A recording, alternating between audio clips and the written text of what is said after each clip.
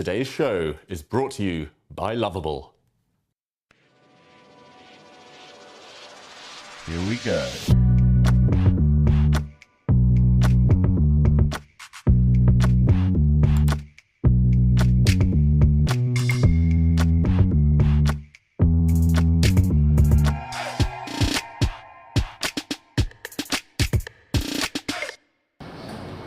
It's almost 5 o'clock here in Oslo, the perfect time to leave work, find a cozy pub and ask them to put chess up on the big screen.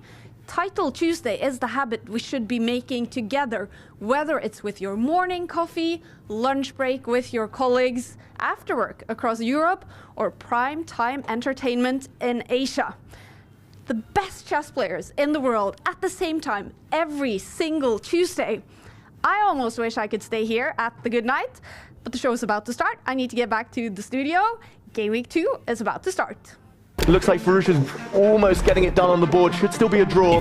He's losing now suddenly. He's throwing a thorn into the white side, holding on here for dear life. The nerves are kicking in. He's playing with Ghost, afraid to commit. Did he lose on time? The clock.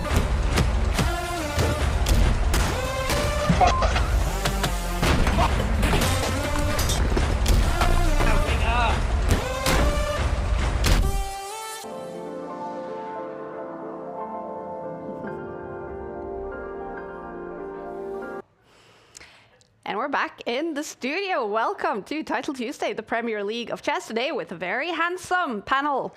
This guy, Grandmaster Robert Hess, our main man today to guide us through all the moves. Recently also a married man. Congratulations, Robert. Thank you so much. Glad to be back in the studio, but also very happily married. Exactly. I have to ask you, the one question everyone, of course, is wondering. Did you, like Magnus Carlsen, play chess on your wedding night? I have not played a game of chess since like October. Really? So no, I didn't at all. It's very good to have you here, Robert. And on this side, Christopher Gressly, he is a celebrity in Norway, commentating often chess on Norwegian television, an international arbiter, of course, but also the founder of our beloved Good Night Pub. Christopher, your life is all about chess. Yeah, and I did play chess on my wedding night. Did you? That seems to be a topic. Yeah. But talking about the Good Night, when did you start? When did you found the Good Night? 7 years ago, 2018. Would you call it a success? Definitely. Yeah. And the biggest success is not the financial. It's going well financially, but that we have managed to spread chess as a way to meet and talk and have fun in the Oslo nightlife is just amazing. Yeah. It really is just a highlight to go to the Good Night. Do you have chess pubs like that in London, where you live now, Robert? Not really. I mean, there are some places that have chess boards, but not to the extent of the Good Night. And when's it going to get promoted to the best night? That's my question. Yeah. Maybe when we open in London.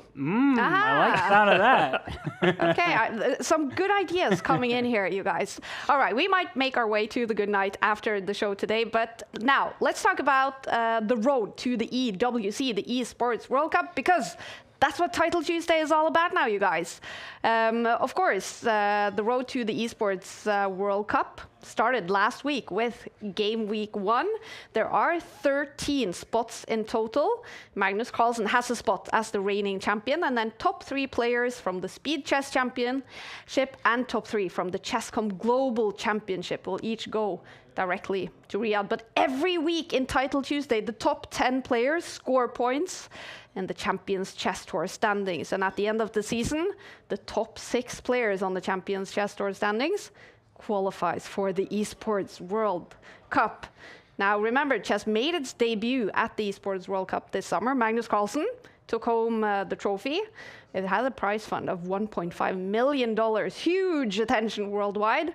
It was a massive success. And Robert, how did you feel about it? What was your take on seeing chess on this esports stage? It was a spectacle. It truly was. I mean, the amount of glam, and it made chess into a brighter spotlight. Yeah. And I think that's what chess always wants, and it deserves, and frankly, it needs. Yeah.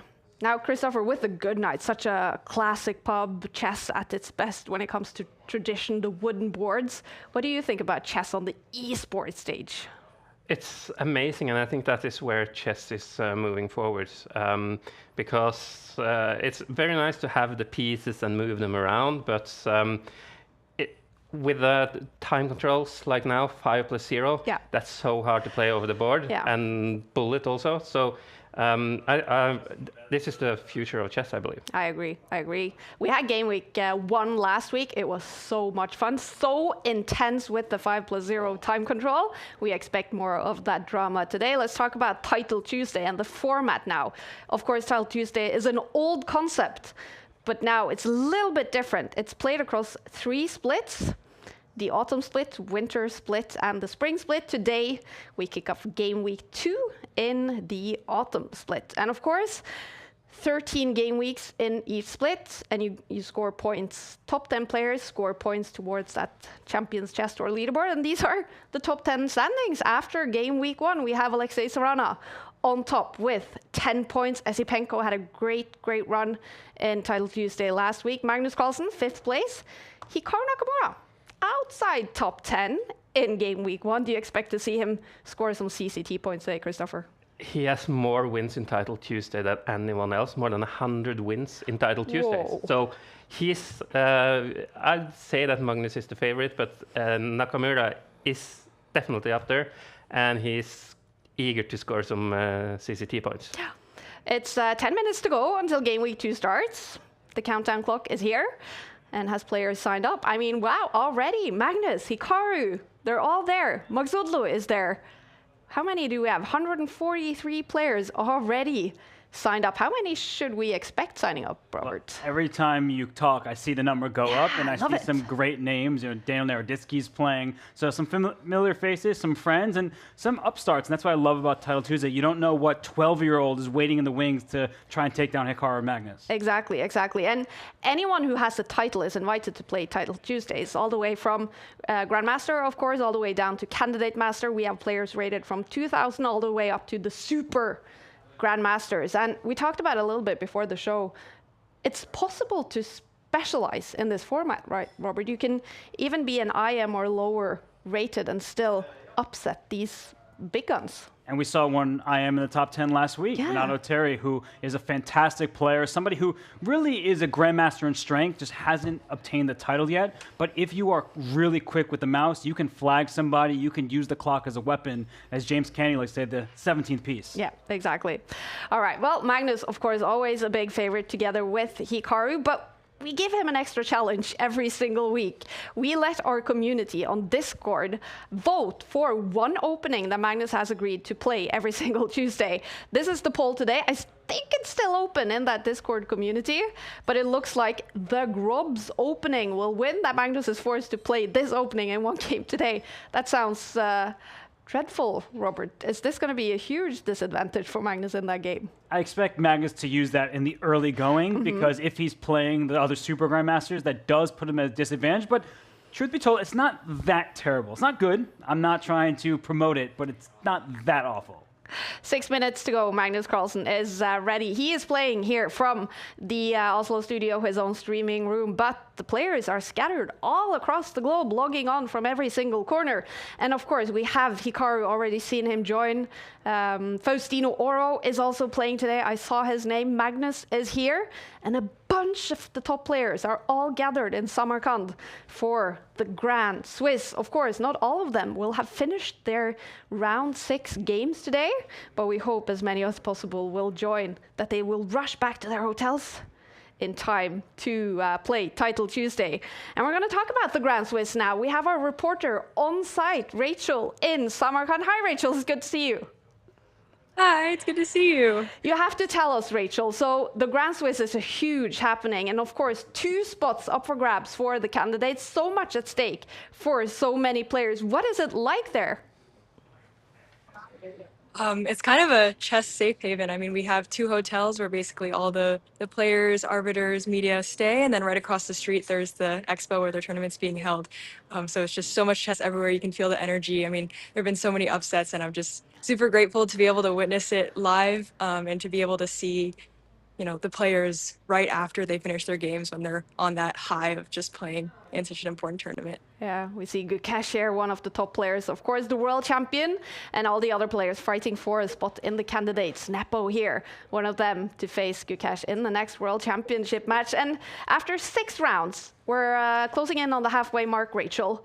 Who would you say realistically now are fighting for those 2 spots in the candidates? I mean, it's so hard to say. I think the most surprising thing has been there just been so many upsets. So I think that the 2 spots will be people that we were not expecting. And we see the standings here. Magsudlu now, this was, of course, after round 5, before today's round started. A bunch of games today in round 6 still going on. But Magsudlu, he's been very impressive.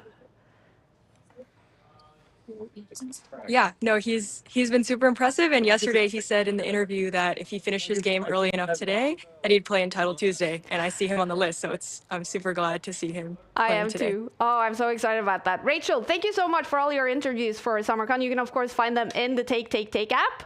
And we'll see you again later, Rachel.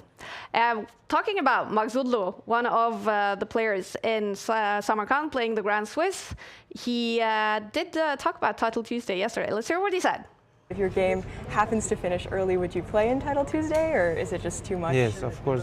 Because also the next day is rest day, so. Ah, okay. So yeah, of course, if I finish early, I will play, but I don't think I will finish early. You're because not all gonna, my games like 5 hours, 6 hours. So I don't think I can reach it, but I hope.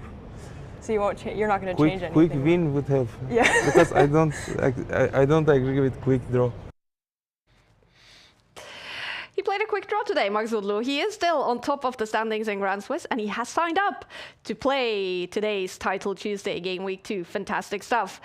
Those are the players all the way in Samarkand. We do have some players playing here from the Oslo studio. One of them is Magnus Carlsen playing in his streaming room. In the other streaming room, okay, Magnus not there, but look at that. It's Alexander Bortnik. We have a guest streamer, the Ukrainian Grandmaster. He is a fantastic streamer, you guys. I really recommend following his point of view stream. And he's also a really, really good player in this format. He's won Title Tuesday a bunch of times. And he also has a massive score against Magnus. Of course, Magnus has won online a lot of times against Bortnik, but in this format, online blitz chess, he's really good, Robert. You can see Bortnik has, what, over 30% score against Magnus Wow. Carlsen. Not many people can say that. And with 5-minute chess, with no bonus time, that's actually good news for Alexander Bortnik because he is a speed demon. He may get himself in time trouble early, but late, you do not want to score off with him. His gloves are off and he comes fighting. This is definitely Alexander Bortnik's format, online speed chess, no increment. He's won Title Tuesday. Yes, A several bunch of times. Yes, 10, 12 times. Wow. But he's a known speed demon. But he's also a fun character because he's played so many low-rated players that FIDE actually changed the rating rules because he and Daniel Naroditsky played so many low-rated players. Yeah, like what we see Nakamura doing now in classical chess. But they haven't changed the rating rules for classical chess yet. But I guess they're going to do this after Nakamura has finished his streak. Probably. Sneaky guy then, Bortnik. Now, one of the players definitely to look out for. The Title Tuesday format is, of course, with no increment. 5 minutes on the clock, 0 increment. 11 rounds is to be played today, and first place scores 10 points on the Champions Chess Tour standing. Let's talk power rankings. We're going to watch out for Magnus today. We're going to watch out for Bortnik. But you've also taken a look, Robert, and chosen 3 players that we should watch out for today. Who should we watch out for? You know, I'm on the lookout for everyone, not just Magnus Carlsen. You always will be giving your utmost attention to him because he's the strongest player on the planet and has been for a decade. So Kaya, his name will always be said when it comes to Title Tuesday. Yeah. And, well, he's in the studio. I love it. He's right over there somewhere in his private studio, in the Dave Cave, as they call it. Alexander Bortnik, I mean, so many words can be said about him. The Ukrainian Grandmaster lives in the U.S. He's a speed demon for sure. Oh, who's this guy? Renato Terry. Like I said, I am in title only. He's GM strength. He's over 3,000, 3,100 in blitz and in bullet. And with that kind of speed in his arsenal, that makes him especially dangerous without any increment. Fantastic. Let's look out for him as well. Game Week 2 is about to start, you guys. This is the Premier League of chess. And look at that, the streamer is getting ready. Hikaru will be streaming today, of course. Ali Reza Farusha, he is playing in the Grand Swiss, but he is also playing Title Tuesday along with Denis Lazovic, and we also see Andrei Esipenko, who had a fantastic Title Tuesday last week. You guys, Game Week 2 in the brand new Title Tuesday is about to start.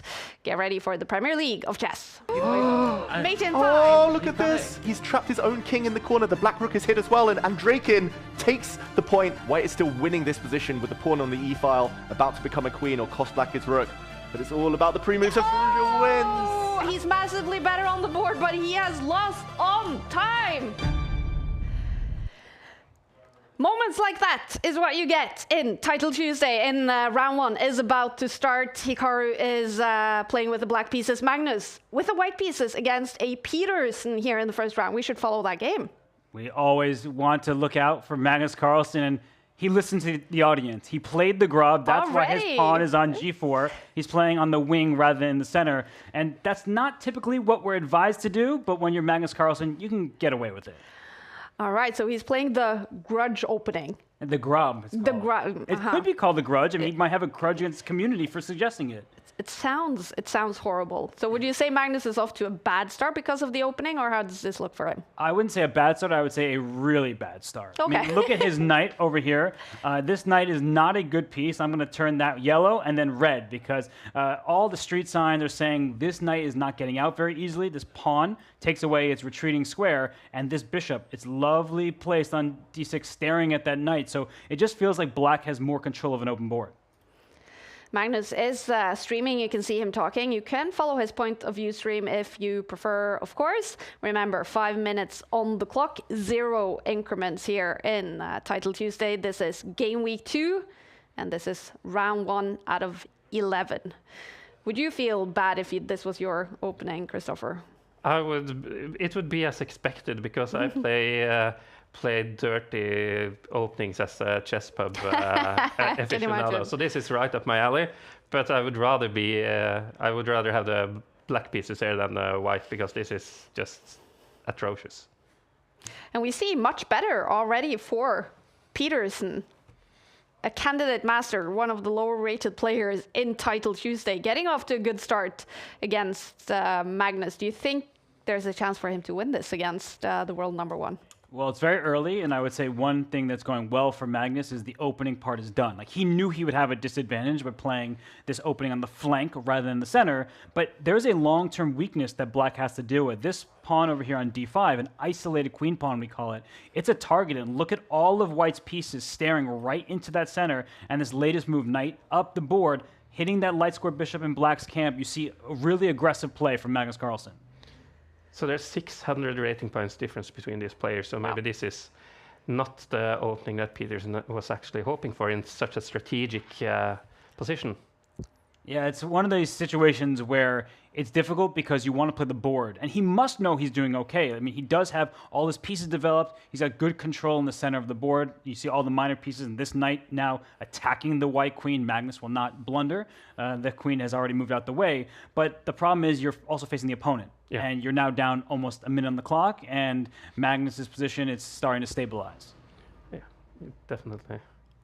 And we see, I mean, look, the knight was kicked. It's back. But the problem when you're playing without increment is perfect can be the enemy of the good. You need to play good moves quickly rather than the perfect move slowly, and black is better. Like, there is no denying it. Magnus himself, I'm sure on his stream, is saying that, but the issue is going to continue. Black is down almost a minute and many hundreds of rating points. Yeah, exactly. This is kind of starting to get kind of highbrow compared to the position on the board, quoting Voltaire and stuff. But this is very exciting for both players, I think. And black do have the bishop pair, which might compensate a little bit. That's very true. The bishop pair on an open board can be dangerous. This bishop here in particular, it's staring into its own pawn, so it's not quite active. And now with the queens off the board, Kaya, we know this is where Magnus, he really shines, the endgame maestro. Magnus may be getting more comfortable on the board, but he is struggling. It's much better for Peterson in this game 1, but on the clocks, you guys, Ticking down to 2 minutes for Petersen. Magnus still more than 3 minutes on his clock. This definitely could go down to a flagging situation, I guess. I think that's the likely path because Petersen, the credit, is playing really well. Like, I just want to give a shout out because with the black pieces against the #1 rated player in the world, to have any kind of advantage is a great accomplishment. And finding good move after good move. But this move F5 striking at Magnus's first move of the game, right? It's the audience's fault. They had a poll, the pawn's on G4. I think right about now you kind of wish that this wasn't so much tension on the side of the board. It's understandable that Magnus has spent a little bit more time now on the last few moves, I think, because this is difficult to play. And we have a video from Petersen we had for a moment there. Magnus, I have to say on his camera, he is not looking stressed. Do you think he is feeling confident that he can win this game? Yeah, I think in the early rounds, you kind of get to shake off the rust, right? Because it has been a week since Magnus played in that last title Tuesday. And by his own admission, he didn't play as well as he would like.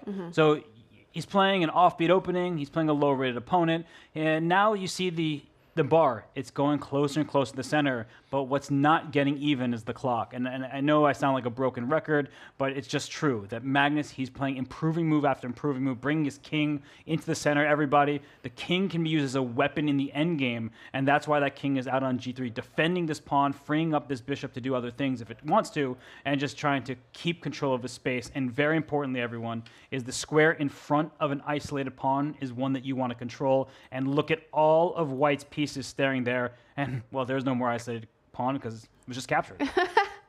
It is. And we are now joined by Petersen, a candidate master from Germany. Very nice looking streaming room there, but it's starting to look dramatic on the clock. 1 minute and 13 seconds left for him. Magnus has so much time on his clock. Yeah, now Magnus is just up a pawn. So we see here that Magnus is in the driver's seat. Petersen, he is trying to hang in tough. He knows that he's worse. With best play, maybe he can try to make a draw, but that's really wishful thinking. Even the best players of all time struggle against Magnus in the coulda, woulda, shoulda territory. Like, you're playing against Magnus Carlsen, you're down a lot of time. Magnus, he's showing respect to the position, that he's taking his time. I think he ultimately wants to try and win this on the board. Yeah, it looks like it. And, well, a pawn up in a rook endgame like this, it's really hard to defend, especially with only 1 minute on the clock. You have to play perfect to be able to keep this against the best endgame player in the world. There he goes. I think he's saying my chances might also be disappearing. But, I mean, Magnus has checked that king. The black king now in enemy territory. So this pawn right next to the rook is under fire, but that black rook is going hunting as well. The issue being that black is down a pawn to begin with. And now if we sort of look at the board here, there are 2 passed pawns that white is going to try to use to become a queen. And black has these split pawns. And as you know in bowling, split usually isn't good. This position is great for Magnus Carlsen. All right, Magnus Carlsen in round 1, fighting for a win. We gave him a really poor start to the game because our viewers had voted for a not too good opening that Magnus had to play in one game today. He chose to get over with it and play it here in this game, but he is fighting his way back, even if Petersen's still much better on the eval bar. I think the eval bar just hasn't caught up with Magnus' speed because right now, after the rook went here, it stopped the black rook from preventing the queen, and you see it on Petersen's face. He's like, that's it. Magnus, you got me. Magnus with the white pieces. Will he promote to a queen? I think Petersen is going to resign. It's just, when I'm losing, I always have to take an extra time just to consolidate with myself and not be too angry of losing the game. It's a win for Magnus Carlsen in round 1. Looking happy on camera there, beating a candidate master from Germany. All right, round 1 is still happening. I actually noticed something. Look at that, Magnus. We also have Bortnik in the house. Alexander Bortnik is our guest streamer today. Let's see how he did in the first round. I'm going to find him. I also noticed something else, you guys. Fabiano Caruana is playing today. I am surprised. Are Wow. you, Robert? You know, he had many words to say on his podcast, but he did acknowledge that he might play. He was thinking that there might be a lot of talk about his entrance into the field, but it's always good to see Fabiano playing. 100%. We love seeing that. Some games still being played here in round one. Hikaru started off with a solid win. So did Ali Reza Farouja. Lost a good win. Do you see any surprises here, you guys? And Draken lost. He was third last week. And then Draken lost against a guy from IM from Kyrgyzstan, which is surprising. That's and certainly surprising. you cannot stumble in the first round in a format like this. Now you're out. Honestly, you have no chance for the last 10th place at all. So this is game over for Draken already. Do you think he's gonna? So I learned that one word that we have to know about in Title Tuesday is rage quitting. Yeah. Will we see a rage quit? I would have done it. How do we feel about rage quits? Should people finish to the end, or is it okay to rage quit when you're having a bad run? I think it's okay. Okay. Ultimately, like if you're out of contention, what's the point of being in there? If you're not anywhere near the top of the leaderboard on an online setting, you know, just maybe go play some casual games. Yeah, absolutely. It's different over the board than online. But online, quitting like this is here. The only thing you play for here is a place amongst the top 10. Yeah. When you're out of the running, you're out of the running. Why bother? Turn off the computer and watch a good television show. Like this. So we're gonna accept the rage quitters. Round one is rounding up, you guys, and here we have pairings for round two. Hikaru will play with the white pieces, Magnus with the black pieces. Do you guys immediately see a game you want to follow here? Some great pairings. Yeah. I'm looking down there. You know, we got Parham Maksulu, who's leading the Grand Swiss. He's showing that he's got that might in blitz as well. But you know, why don't we maybe start at the top with Hikaru? Should we check in with Hikaru? I really want to check in with Hikaru. Let's follow Hikaru's game. He's playing against Vetik, and as always, we have to apologize for some pronunciations here in the beginning. It could kind of look like, all right, we have a FIDE master here against Hikaru, who will play with the white pieces. All right, a game has started. What are we looking at, Robert? Sorry, my attention was on Hikaru's stream over there. You can see him with all the arrows. I mean, he's probably saying take, and appreciating the broadcast in the studio. But right now, we have a quiet start to this game from Hikaru. It's vintage Hikaru Nakamura. I don't actually know where in the United States he is right now. He might be playing in his next state championship on his road that's true. to the candidates. Yeah. But, you know, some moves are trickling in fast, and ultimately, white has the pair of bishops at the moment. We see them trying to stare at the center. This bishop stares into his own pawn for the moment, and the other bishop stares into the black camp.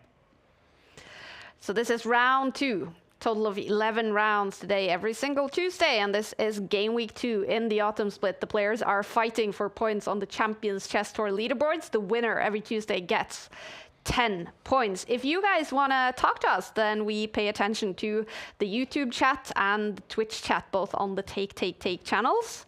If you have any questions for our experts here in the studio or any comments, then please let us know. We also want to know who you guys are rooting for. Will there be a lot of Magnus fans, Hikaru fans, or someone else? And look at that, Weetik is joining us on camera. Weetik's got some cool stuff in the background. That's true. I see the bookshelves, and I also see, like, I can't tell exactly what they are, but some kind of toys or just items. Animals? Yeah.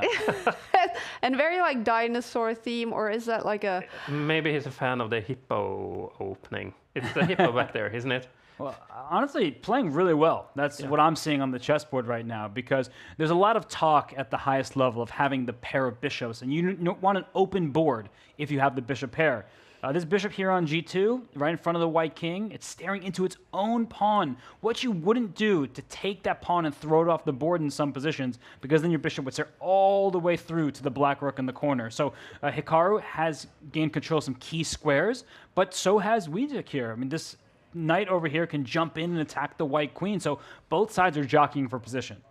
It looks like Nakamura is going in for the king, to be honest, on the king side. Already? This is interesting. This is kind of the chess that I like, but kind of neglecting development of the pieces. Like the black squared bishop hasn't been developed yet, yes, and it's Yeah, I don't know if I would rather be white or black in this position, to be honest. And that's really what we as commentators say. You know, it's an interesting position. It's dynamic equality. Both sides have their chances, and it is true because what's being clamored for, and well, pawns were just traded, but what I was going to say is that white wants to storm up on the king side and go for an attack against this black king, but black has many of his own forces just in the center, protecting in advance as a preemptive measures, and you don't know. It's the side that controls the pawn breaks is often the side with the advantage, and will black try to strike with a pawn push here to break things open? Is this knight a strength, or is it actually a potential weakness now that both the bishop and the queen stare in that direction? It's a mixed bag right now.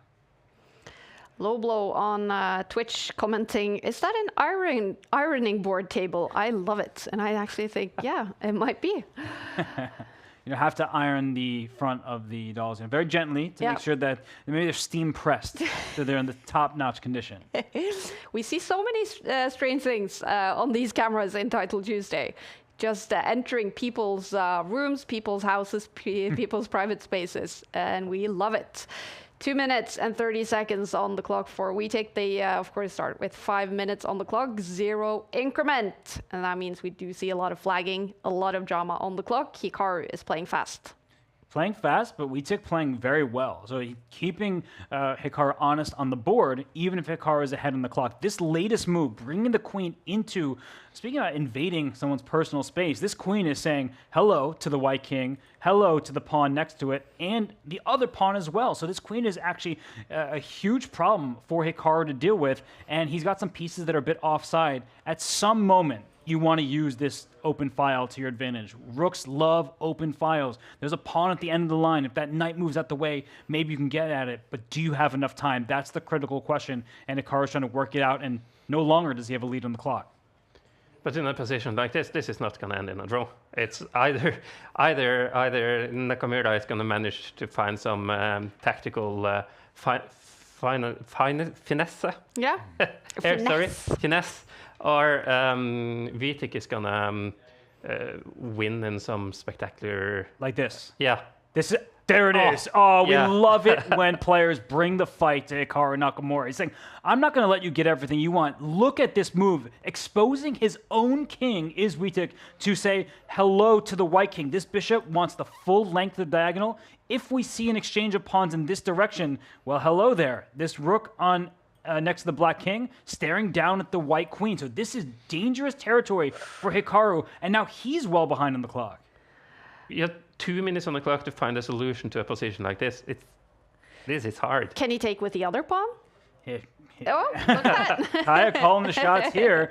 But look what's happened. So white has a phalanx. This pawn here, you win connect 4. That's not the game we're playing today. But what black has been able to achieve is this bishop on the dark squares, unopposed. If the queen can line up there as well, that will be a checkmate. Hikaru wasn't born yesterday. He was born in 1987. We actually looked at this earlier, trying to figure out which players were born on Tuesday. I don't think we found any. We only found Anish Giri. Is the only, and we checked so many names. We could only find Anish Giri born on Tuesday. Hey, you guys at home, check. Were you born on the fabulous day that is Tuesday, now our favorite day? But the king is so open, white king, so he has to spend a lot of time to make sure the king is safe. And I guess what Hikaru is claiming is it's just a single check. Yeah. We talk about checks, captures, and threats. That is a check towards the white king, but this rook is threatening to capture a very important pawn in black's camp, because if Hikaru can get not just 1, but 2 rooks down in enemy territory, it's going to be the black king that suddenly is in trouble. So I think that strategically, black is doomed, but tactically and with the dynamics, black will have some great chances, and I actually think I would prefer to have the black side here. It looks kind of easier to play with the black pieces, but you always have the threat of a mate at h2. But white has to be so careful with everything, and you also have the queen and the king in the same diagonal. So if you get the bishop on d4, then suddenly you have some very nasty imagery. Now you're talking. That's really lovely. Just trying to get maximum use of the dark squares. And look at Hikaru. He's saying, get those queens off the board. How do you protect your king? If you're out there thinking, well, I feel really scared because my king's in danger. If the queens come off, that's the heaviest piece and that's the biggest attacker. But whoa, this is maybe the most valuable pawn in the position, because then black will have a passed pawn that's only 2 squares away from promotion. The time is about even. This is actually as exciting as it gets in the early rounds, but now it's suddenly white who is threatening a checkmate. All right, Hikaru Nakamura, do you think he's stressed not to win this? I think that he's confident because he knows that he's won the Speed Chess Championship so many times, that he is capable of winning against anybody on the planet. And now that he has 20-second lead and counting on the clock, I think he can breathe that sigh of relief. Okay. He's world class in anything regarding chess, but in bullet, that's where he's really good. And when he started getting into the world scene with bullet, not standard chess. Which is just insane. Massive intuition is something Hikaru Nakamura definitely has. Slightly better on the bar now. It's so tactical. Oh, but now with the queens off the board, I see what the bard's jumping back and forth, but look at the clock. Those extra 15 or so seconds, that's what's going to tell the story here. And now the black king, it's feeling a little bit airy with more pieces coming off. Black's attacking chances aren't there, but what Witek is trying to rely on is, can these pawns get going? And Hikaru says, no, not so fast. I'm going to take them one by one. Less than 30 seconds left for Witek. He is starting to look stressed, no doubt about that. But what a good game he is playing here against one of the best players in the world, Hikaru Nakamura. Fantastic game, though, still from Witek. I mean, right now he's posing a serious problem. If Hikaru has dropped this pawn, and look at this pawn is 2 squares away from promotion. So if Witek can keep up the speed, he may be able to find himself winning this game. Oh, he's winning! Wow. He's winning! He found it! He's winning! Wow. What a shocking result here in round 2. And look at the celebration from FIDE Master Witek. Oh, I love it. We have celebrations. He beats Hikaru Nakamura in round 2. The FIDE Master beats the Grandmaster. How big of a shock is this, Robert? I was just saying that Hikaru probably felt like the worst was behind him, and yet look at Witek. He's having the last laugh. And look at him. He's like, yes, thank you. And he should be thanking those plush dolls behind him. I think that's what gave him the strength to take down Hikaru. Oh, this is fantastic to watch for Witek, an underdog beating one of the biggest favorites. Heartbreak for Hikaru Nakamura. This is where online chess shines. You can see the players reacting like this. This is probably the best game Witek has played for a long, long time, maybe ever. Yeah. And he can celebrate, really celebrate. But you can't do that over the board. I mean, the table banging of Magnus Carlsen went around the world when he did that in Norway chess. But this is normal. You can do that in online chess, and I love it. Exactly. Here we get it basically every single round. This is Hikaru reacting to that loss on his stream. Obviously not happy with how that game played out. What was the biggest issue here for Hikaru? Well, for Hikaru, I think that he allowed his opponent to take too much claim of the board, that a lot of squares were weak, and eventually there was a pawn that was vulnerable, and Witek capitalized just when it looked like he was the one teetering on the edge of danger. Well, no time to cry about losses, because round 3 is starting. These are the matchups. Should we follow Hikaru again, see if he can make a comeback? Would you like to see Fabi? He's against Rustamov, Magnus. What do you think, Robert? Why don't we go to Fabiano for multiple reasons? Of course, we can talk about his C-Squared podcast and his feelings about the Title Tuesday format, but I'm also looking at the game, and I'm seeing that he's getting underway, and this isn't the Fabiano that I'm accustomed to. Like, he's playing different openings. He's trying to win as many games as possible. He always wants to win, of course. But in this kind of format, it's like the sprint. You got to keep going full speed ahead, and you want to win as many games as possible, especially when you outrate your opponent the way Fabiano does against Rustamov. But we just saw in FM beat a Super Grandmaster. I'm not counting anybody out. Exactly. But is he already training with his with new repertoire for the candidates? Because he's the first player ready for the candidates next year. That's true. So maybe he's trying to get some real game training in for the candidates. Yeah. Maybe he's trying to trick you into thinking that he might play this. And that's what the players do, Yeah. is they say, I'm ready for the candidates. I'm going to use all these different lines, so now I'm going to confuse you. I'm going to be a moving target. You can't just figure out what I'm going to do in each and every game. But, I mean, trying to figure out this position where not a single pawn has been traded, we see that both sides have their starting 8 pawns. For Fabiano on the white side, this pawn, that could be a bit of a weak point because you see 2 of Black's pieces already staring in that direction. So if Fabiano is not careful, that pawn may drop, but that's why he put his own queen in line. And think about what happens when the piece in between them gets out the way. If, in fact, Black takes this pawn, then White will take back in the center, and it will actually just be a fancy trade. Fabiano Caruana is, of course, world number 3. He has been very openly critical about the new Title Tuesday format, especially the fact that players have to play using the system called Proctor, which is used by Chess.com for anti-cheating reasons. But here he is in Game Week 2. He's playing. We love to see Fabiano Caruana, the world number 3, playing here in Title Tuesday, of course, fighting for those crucial Champions Chess Tour points to qualify for the Esports World Cup. And here he is playing, probably from St. Louis. He's not at the Grand Swiss. We know that. He was able to take it off because he already qualified for the candidates. He could get some time to himself. But for Fabiano, we know how strong he is. We know that he dabbles in all the formats. And he also was in the esports circuit, right? He was on Team Liquid. Yeah. On the same team as Magnus Carlsen, Team Liquid. And he's not qualified for the Esports World Cup yet. No, it's only Magnus, right? Magnus is the only one ready for the Esports World Cup as the reigning champion. All the other ones have to qualify either through Speed Chess Championship, Chess.com Global Championship, or, of course, Title Tuesday. You score points every week. Then Fabiano. You need the points. Yeah, exactly. You need the points. Fabiano Caruana to win so far today, and it's looking massively better in Game 3. Yeah, there was some nice prophylaxis, as we call it, by Fabiano. He put his rook on this square, which looks very strange, but it set up the following tactic. Now, and you see him play it, he's able to take this pawn, and when the queen takes back, originally, this pawn would have been in danger, but that's exactly why Fabiano put his own rook right in front of that pawn, or behind it, I should say, to keep it defended. So that's prophylaxis, high-level stuff from Fabiano. And the reason why he is better is you need to look at where the weaknesses are in a position. And here we see that this pawn in the center, I'm about to turn that red because White already has 2 pieces attacking it. And now with the queens coming off, it's going to be even more difficult for Rustamov to defend it.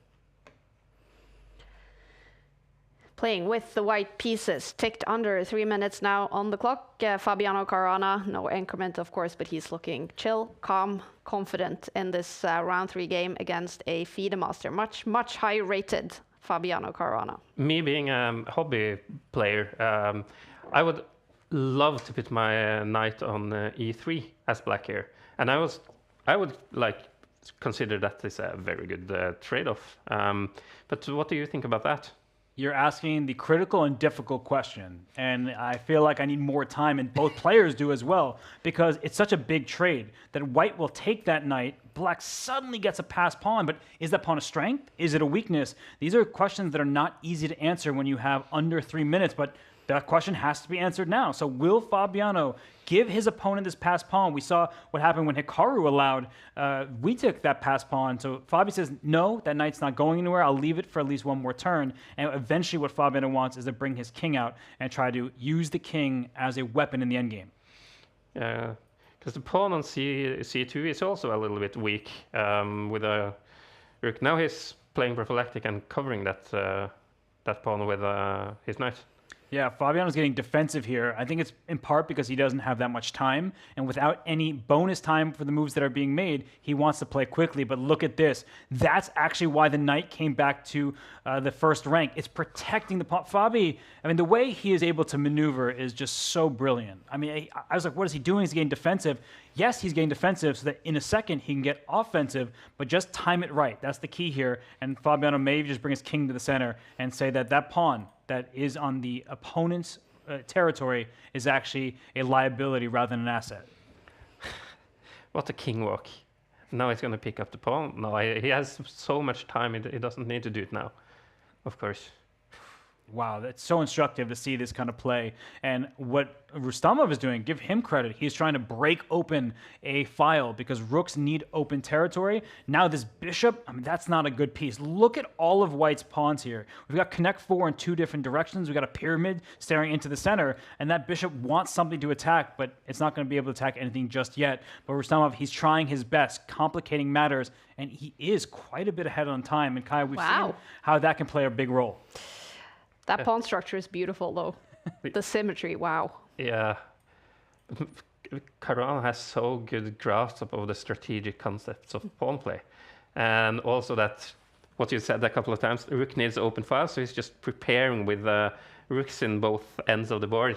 It's beautiful.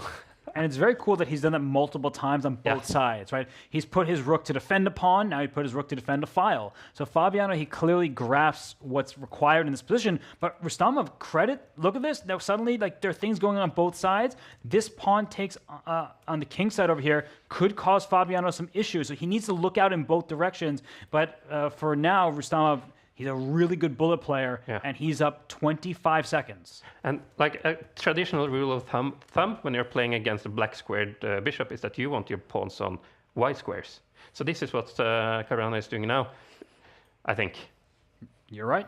He's just going to try to create a passed pawn. And, well, Rustamov again trying to complicate matters, saying, oh, here's a free pawn. Oh, wait, not so fast. My rook is going to move to the side and get it. And now those pawns are all on the dark squares once more. If black had enough time and the king could enter into the center, we'd be saying that there's some chances. But it does feel like Fabiano, he keeps jockeying back and forth, having everything under control. And most importantly, he is keeping that pace in the clock, but he does need to speed up. Yeah, those 20 seconds is going to cost him. Wow. Yeah.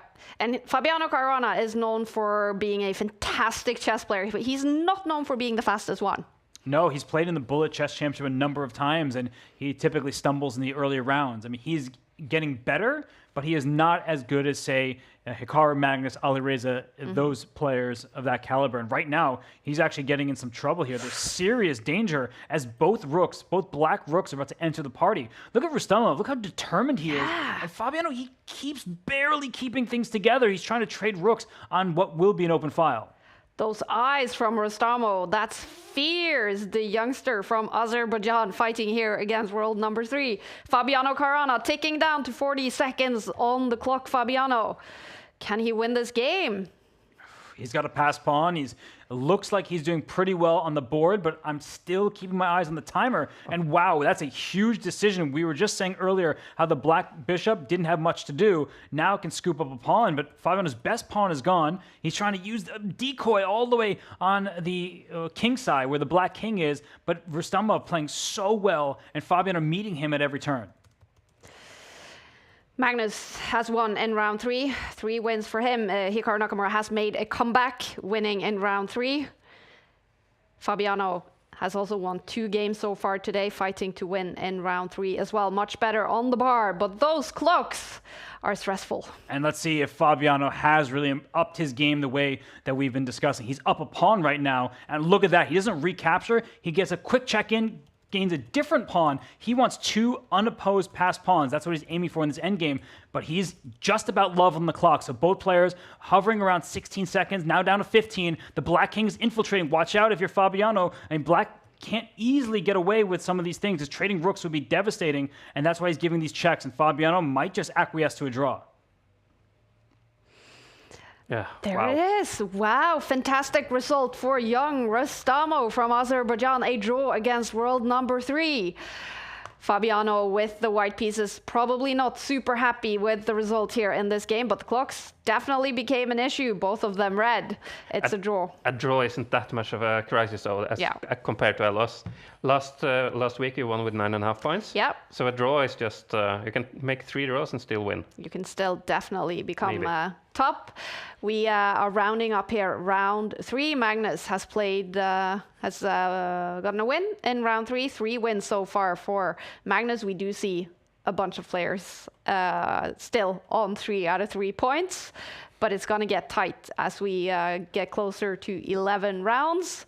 A comeback for Hikaru Nakamura, losing in round 2, winning in round 3. Alireza Firouzja, also one of the players Magnus Carlsen has named to be one of the favorites in the format, winning in round 3 and round 4. Oh, look at that. Magnus is playing Jumabayev. We had a very cool game with Jumabayev last week. I would love it if we can follow this game. I've seen the images from that. He had so much emotion on camera when I think he ended up winning on time against Alireza Firouzja. Yeah, he's a great player, by the way. Jumabayev is one of the maybe lesser-known players, but he's been at such a high level for a long time. He knocked Fabiano Caruana out of the World Cup several years ago. So Jumabayev against Carlsen, excellent matchup. And I also want to note that Firouzja, he's won all his games, but he had a dirty flag in the game. He had no business winning that game. It was bishops of opposite colors moving around nonstop. Losing on the board, winning on the clock, and that's what matters. The winner on the clock is the winner of the game. We're going to jump into round 4.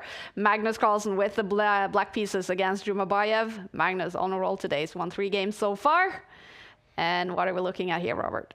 Well, we're looking at the start of a game where both players are getting their moves in. It's become what is known as the French defense structure. And I have been a long time hater of the French defense because this bishop that's sitting near the black queen, it's just staring into its own pieces. But all things considered, it's a normal looking position. It's a slow grinding type of position where there are no huge pawn breaks, no huge king safety issues. So it's about who will come up with the better plans. That's really the key to the castle in these French defense structures.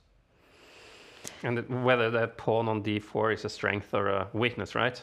That's exactly right. So it can be a strength because it defends a pawn that's aiming in the direction of the black king, or it's a weakness because black has multiple knights staring at it, but you see what Jumabayev is capable of. He's saying, let's go, bishop staring in the direction of the black king. I'm not sure if it will ever work, but there are sometimes you want to make these aggressive pawn pushes, saying, I don't mind getting my own king in a bit of danger. I'm going for yours. I like it. And then for a lot of players, it's easy to think that you now soon can pick up the pawn on d4, but then you have the bishop check on h7. So you always have to watch out for those kind of tactics.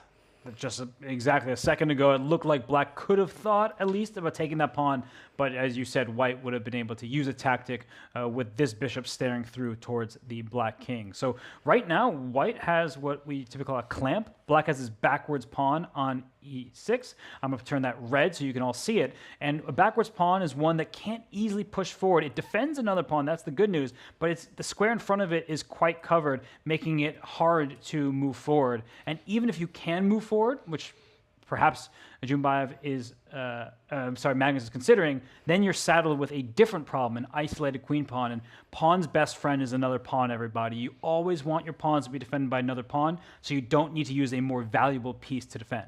But it's also going to be a free pawn. Well, not a free pawn, but a passed pawn. I mean, so in the end game, it can be a huge threat if you manage to trade off the e6 pawn for the d4 pawn. That's right. And I mean, this pawn you mentioned earlier, it looks like you can capture it because you have 2 pieces staring there, but when there is a piece in between 2 pieces that can otherwise move in the same direction, watch out when it gets out the way. So do not be fooled. This pawn in the center is not hanging. Jumabayev way too strong, just hang that pawn. And wow, huge decision. We talk about how top level players, they love the pair of bishops. This is quite an open board. I think Magnus should be happy about this exchange where the knight has come off for this light square bishop, and Magnus, he's doing what I've always said is quite a mature thing, and now he's about to be a dad, so he's showing that responsibility, but he takes with the pawn. I think automatic response, bullet chess, and queen takes to keep the status quo in terms of pawn structure, but he says, actually, my pawn is now more impressive, and if it keeps going, look at this bishop. Suddenly it has a new lease on life on this board, and now it's Magnus who can play for more of initiative. Yeah, because that is the bishop you trash talked at the beginning, and now it's soon full of life. Yeah, I'm sorry, that bishop. I apologize. I know I'm always the one hating on the French defense, but Magnus can make any opening looked good. The grub, he still needs some work on that. The first round, that wasn't a perfect display, but of course he has a perfect score, and he also has a nearly 30-second lead. Is this weird? Can he pick up the knight? Yeah, he can. Oh, your tactical vision today is on point, but look what's happening here. Wow. We have all sorts of trades in different ways, and that's not something you typically see, but the whole point of that rook capture down there was removing the knight's defense of the bishop. That's hard to maybe picture in our heads, but this was all done because the alternatives were so bad. And black is better. A lot of people think that bishops of opposite color means equality, but that's not what it means. When you have bishops on opposite diagonals, it means maybe you can attack and your opponent can't defend. And also, look at the activity. There's a huge difference between this rook for black and this rook for white. It's not in the game. It will get there in a couple turns, but maybe black will be first, going for some sort of threats. So white is the one who needs to be more careful for the time being. This looks like kind of easy caveman chess. You just move your king in and threaten queen in and threaten pawns around the king. And this is hard to defend, especially with just 2 minutes on the clock. Because even if the white rook gets active, it's a single check. That's not going to checkmate the black king. So even if you get your rook all the way down here, so what? I mean, black's pieces are beautifully placed, nicely centralized. There's always back rank issues against the white king, whereas the black king can always tuck itself away on a light square. And don't be surprised if Magnus starts trying to use this pawn as a kind of a battering ram, trying to expose the white king.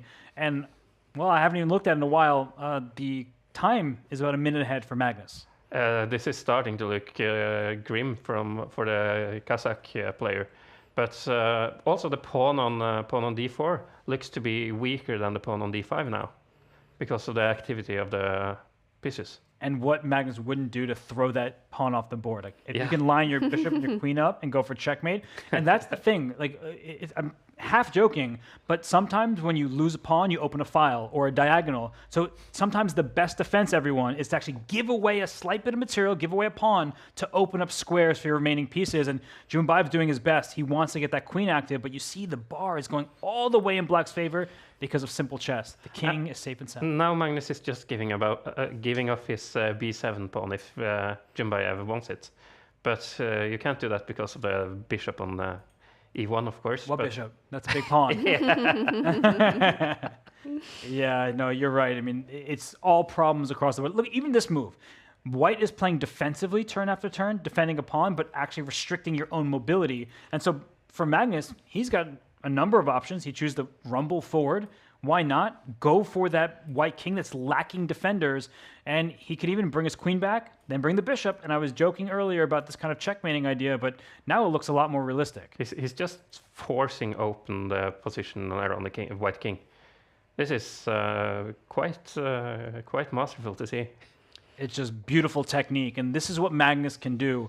It doesn't matter what the rating next to his opponent's name is. He can just make them look like he's on a different level altogether. And Jumbaev is amazing. He's a phenomenal player, has been for so long. But in this game, it just seems like Magnus has had the control. Jumbaev gave away a bishop for a knight, and since then, the tactics haven't worked in his favor. And oof, this king here, I don't know if it's that much longer for this board. Magnus Carlsen seems to be on fire today. Won 3 games so far. This is round 4, and it's looking very good for him to go 4 out of 4 so far. Jumbaev struggling not only on the board, but also on the clock. Big moment here. Magnus is calculating this rook sacrifice. I'm not even positive it works, and he went for the simpler option, just taking a pawn in front of the white king. And what Jumbaev is hoping for is to use this pawn as a shield. Like, it's black's pawn, but actually keeps white's king a little bit safer in some lines because you can't deliver a check, because you would actually want to get rid of the pawn. I've said this many times now. You'd like to actually capture your own pawn and deliver a checkmate, but that's not how chess works. It's quite fun because when you start to play chess, you always want to capture the pieces, especially when you have a pawn in your own backyard, like Jumbaev have now. But oftentimes that's even the best defensive piece is the opponent's pawn. That's true. It's a shield, it's an umbrella pawn. But right now, I think it's raining problems on white's position because for Magnus, there are so many pawns that he can capture. I enjoy the restraint. He says, I don't care about pawns. I care about the whole thing. That's checkmate. Yeah. That pawn we were talking about, it's a shield. No, that's actually a weapon that he is about to use to deliver the final knockout. Yeah. Imbaev is gonna. Is he going to lose on time or the board? Oh, both. He was graceful enough to resign with 1 second on the clock. 1 second on the clock. It's resignation from Imbaev. Magnus Carlsen winning. Also in round 4, he's on 4 out of 4 on fire today. The world #1. And here with the black pieces. Looking happy, I have to say. And he's now going to get a little bit of a break, because there is a break after round 4, before round 5 starts. And I can see a lot of results coming in. We have Magnus Carlsen streaming here from the Oslo office, and so is Alexander Bortnik, the Ukrainian Grandmaster, and very entertaining streamer. Let's check, how is he doing today? He had a very good start. He was, I think, on 3 out of 3. He's on 4 out of 4. He's on 4 out of 4. Alexander Bortnik. All right, we're going to keep a close eye on him as well. Maybe we even follow his game in round 5. You see all the 3 players that Robert highlighted this on 4 out of 4. Well, I think I had a little bit of an upper hand because Magnus was one of the players mentioned, wasn't that? That's so, true. You expect Bortnik, who is here in Oslo with us in one of the streaming rooms. Of course, he's phenomenal, and no matter where he's playing from. And Renato Terry, do not sleep on that name throughout this split. I mean, he is so strong. Wow, international master Terry on 4 out of 4. You called it, Robert. Look at that. All right, all the games are finishing up. Alireza Firouzja, a win for him as well. Bortnik, as mentioned, a win for him. And I think Hikaru Nakamura also won his game after losing in round 2.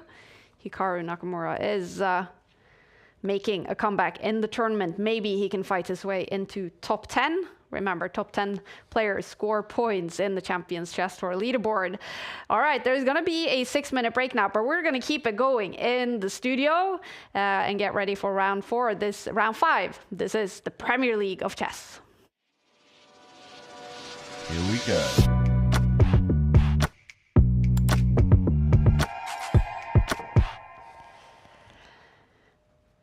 All right, you guys, it's intense. Title Tuesday, 5+0. I just took a little bit of a step back here. I was like, oh, I can breathe, and I'm just taking it all in. Like, that's the beauty of this tournament, is you get so many complex games that sometimes are settled by scrambles and other times by nice knockout checkmates. Yeah, it's very much like sports, right? With this intense time control and fantastic chess. It really is bringing chess into the world of sports. And talking about the world of sports, it's very common in sports broadcast to do action replays. We're going to do an action replay now of something big that has happened so far today. Hikaru Nakamura lost in round 2 against a FIDE master. What are we looking at here, Robert? Well, you see that Hikaru had a lead on the clock, and it's been a complicated game the whole way through. But look at that black pawn right next to that rook. Now it's highlighted there. It's approaching the other side. So Hikaru did his best. He grabbed a couple pawns. He's up 2 of them. But it's not about the quantity. It's about the quality. And in the end here, there was a pin. That pawn was becoming a queen. And the celebration, the jubilation from the man with the ironing board and the plush dolls behind him, Hikaru, he just had to stare out in the distance in disbelief because he's just thinking, what did I do wrong? Well, what you did wrong is play a great opponent. Frustration for Hikaru Nakamura there, losing in round 2. Surprising result. Of course, he is one of the top dogs, but he's won 3 other games. So can he still make it, do you think, Christopher, into top 10? Of course, because if Nakamura goes on a streak, he can beat anyone. Yeah. So he can lose against anyone also, apparently. But he only needs 10 wins to win the whole shebang, so it's still possible theoretically, but practically, I don't know. It's going to be difficult, especially with Magnus Carlsen being one of the players on fire, you guys. Title Tuesday is so entertaining. Something else that is entertaining is videos up on the Take YouTube channel. Take a look. He's just made 20 moves. Has he survived? No, because it's checkmate. But I made 20 moves. No, it says 21. 21. But it says survive 20 moves, and you made 20 moves, and you did not survive. So it's $50. $50. I will give you $50. Okay, yeah. $50. 60. 55. 60, 70, and you get a free ice cream.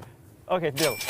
I don't know why everyone thinks I calculate well. Because you actually calculate. Yeah, That's the difference. Yeah, exactly. I'm just quitting the interview. Okay, sorry. Minute of silence. Have I been too harsh? Everything is harsh. Come on. Too generous? I mean, this was the best picture. Let's find out.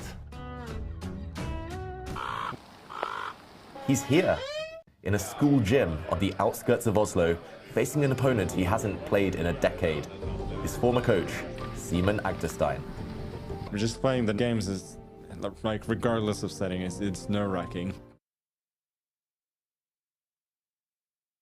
Some highlights from a couple of the videos up on the Take YouTube channel. We did enjoy having Anish Giri in Oslo, a player born on a Tuesday, which we found out before the show. And yeah, go check out our YouTube channel and give us a subscription, give us a like if you enjoy the content that we bring to you guys. We will, of course, broadcast every single Title Tuesday going forwards, and you can also follow Magnus's Point of View stream, and Alexander Bortnik is streaming today. Should we follow Bortnik if he has a cool matchup in the next round? He might even play Magnus. We're getting to that point where all these top dogs, the undefeated players, they're going to have to square off. So we might get Bortnik against Magnus, and even if it's not Magnus, it will be somebody super strong. Yeah, exactly. Bortnik, one of the players on 4 out of 4. Oh! What is that? Is that the biggest glass of water you ever... Is that Well, or isn't is it that him? the plant? Yeah. I think actually that is a vase. Yeah. It maybe, is that, well, imagine it's for his shirt. That's why he has that. You know, he's just making sure that his whole self is nourished. Well, he's definitely not going to be dehydrated. There is enough water in that streaming room. He's streaming from the Dave Cave, Alexander Bortnik, and he's playing some fantastic chess. He's on 4 out of 4 as we're heading into round 5. Remember, each Title Tuesday is 11 rounds. Time control is 5+0, no increment. And we've also already seen drama on those clocks today. Magnus Carlsen is on fire, 4 out of 4. So is Alireza Firouzja, a player who's also fighting for a spot in the candidates tournament, right now playing in the Grand Swiss. Are you surprised that so many of those players finishing their games early enough also signed up for Title Tuesday? Or does that show us that Title Tuesday really means a lot this year for qualification to Esports World Cup? Oh, it definitely means a lot because there's, instead of just the first prize and some good games to play, like there's a lot more at stake with each and every Title Tuesday. I also think for the players in the Grand Swiss, with the day off tomorrow, it gives them a little bit of like a different vibe. Like instead of just focusing so much on these 7-hour games, they can like say, okay, I'm just going to play, you know, several minutes at a time. And if I play against Magnus Carlsen, that's pretty good preparation for your classical event. Exactly. We do have matchups coming in for round 5. Look at that. Magnus is playing against, is that Lenya Dominguez? Probably. Also on 4 out of 4. Naroditsky against Alireza Firouzja. I have a feeling we should choose that game. You know, that's bound to be an exciting game. Yeah. All right. Let's pick Daniel Naroditsky, a famous player, of course, but also commentator and streamer, up against Alireza Firouzja. All right. We're going to follow that in round 5. I like this image of Daniel. Yeah. You know, he's just like, he's kind of a shadowy figure. He's, you know, lurking. And you see Alireza's laughing. These two are very good friends. Yeah. They played so many games against one another.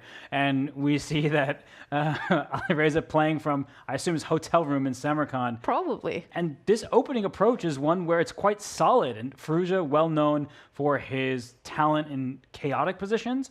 In fact, there's much has been said that when Alireza is playing, the accuracy from both him and his opponents is lower than the rest of the field. And that sounds like a bad thing until you realize he's bringing his opponent into that deep, dark forest, as the saying goes. And there's only a path out for one, and Alireza Firouzja is usually that one. But right here, right now, it looks like queens may come off. And these two longtime friends, they've played so many games against one another. Sometimes it's hard to figure out what to do when you have that much experience against someone. Look at that. We have Daniel Naroditsky. He also played fantastic in the World Rapid and Blitz Championships in December. I remember. Had a fantastic run there. And here he is on 4 out of 4 so far in Title Tuesday. What I like with this compared to like FIDE Rapid and Blitz is that there you can take a draw and a draw and a draw and come far up. But here, it's only top 10 that matters. Yeah. Nothing else. You have to win. You have to play for a win. And you can't, especially not this early, you can't play for a draw this early. You need to grind out the slow wins. Exactly. That's what we love with chess, right? Yeah. You see how focused both these players are. I mean, you see Danya, hand on his head. It's affectionately known as Danya. It's Daniel Naroditsky there. And there was a problem, and he just defended the weak point in his position. It does feel like Black's position is a little bit more stable. When everyone at home, when you're trying to evaluate a position like this, you do have the evaluation. We're saying White's slightly better, but that's not telling the tale here. Suddenly there are tactics. The bishop is under attack. If the pawn takes what looks like a free knight, that bishop is hanging. And I think Danya did the right thing. I was just highlighting this knight over here as an active piece. White's pieces didn't feel quite as active. He may retreat this knight to try to trade it off. Or if this bishop moves elsewhere, the knight can even dive into the black camp, say, I'll one-up your knight for an even more active knight for me. Daniel Naroditsky with head in hands, 3 minutes and 40 seconds still on his clock, the same as Alireza Firouzja, known as maybe the quickest player of all, the quickest one on the mouse. Is that Alireza Firouzja? I think there are some hidden talents who are good at 10-second, and I'm going to put chess in air quotes because it's not, at that point you're just who's got the faster mouse skills. But yeah, I mean, all the top players, they compliment Alireza with how quick he is at making difficult decisions. And at the moment, I mean, they have a lot of time, but this position is actually quite complex because we don't have a symmetrical pawn structure. Something to keep in mind. We have players playing on different sides of the board. You see that Black is, has a bunch of pieces over here where this rook and knight are. So not easy to figure out the nuances. Always entertaining when we have the kings on opposite sides of the board. But normally it's more entertaining with the queens on the board because then you have a huge attacking chess. But this is much more strategic play, which makes it more harder, to be honest, with this little time on the clock. Because you need to find those nuances in the position, as you said. That's exactly right. With queens on the board, you're like, let me throw my pawns at the opponent's king and try to checkmate. Now it's like, wait, does this little pawn push, does that help me? Does it hurt me? Where do my pieces belong? And strategizing like that isn't so simple. I can tell you for sure that this black rook over here doesn't really belong there. Like, that's a bad piece. It's kind of boxed in. It has nowhere to go that looks particularly active. And look at what Danya has done from the white side. He says, your pawn break that you want, that's definitely not happening. I've got complete control of that square. So what is your rook doing here? It's staring at your own pawn that's already defended. So Danya has a little bit more flexibility. I think he's actually outplaying Alireza. And well, the time is about even, so I think Danya, look at this, this is just really instructive stuff. That knight wasn't doing the most on the king side. Now it's going to come back, reinforce. It can go up in either direction, putting pressure on the black rook, but also putting pressure on maybe this pawn here. White just is slightly better. Okay, already getting tense this game. 2 players on 4 out of 4. Will we see one of them on 5 out of 5? Difficult question to answer. So much respect between these two, and I guess here we go. I was going to say it's a very calm position, but it was the calm before the storm because these pawns are about to storm all the way up. Still a lot of pawns on the board. Yeah, 7 each. Yeah. Yes. Not many trades happening. And will we get a repetition? Will we get the rook going back and forth and the knight chasing it away? That's a big question right now. And Alireza, I see a little bit of smirk there, so I feel like he's considering it. Yeah. Okay, are we seeing that repetition? It's a draw between 2 fantastic blitz players, Daniel Naroditsky and Alireza Firouzja, both going then to 4.5 points. A little bit disappointing. Yeah, I'm always disappointed when players take, it's not a quick draw because you've played so many moves, but I'm still disappointed because I want to see the fighting chess. And it was an uneven position that they maybe should have tried to squeeze a little bit more out of. There are some players in the field today that would not have taken that draw. Yeah. Well, it means that we're going to have time to jump into another game. Let's go to our live center to get the bird's eye view on everything happening here in round 5. Magnus is still live against a fantastic player, Lenya Dominguez-Perez. Bortnik, maybe winning there. Yes. Should we go to Bortnik? Let's go to Bortnik. All right. We have looked at a bunch of Magnus games earlier. Bortnik, he's right next door to Magnus. They're both playing and streaming here in the studio. And look at this last move. I just wanted to point that out, that this rook is hanging in the corner. There's nothing protecting that rook. And what Bortnik has just done is he said, have it.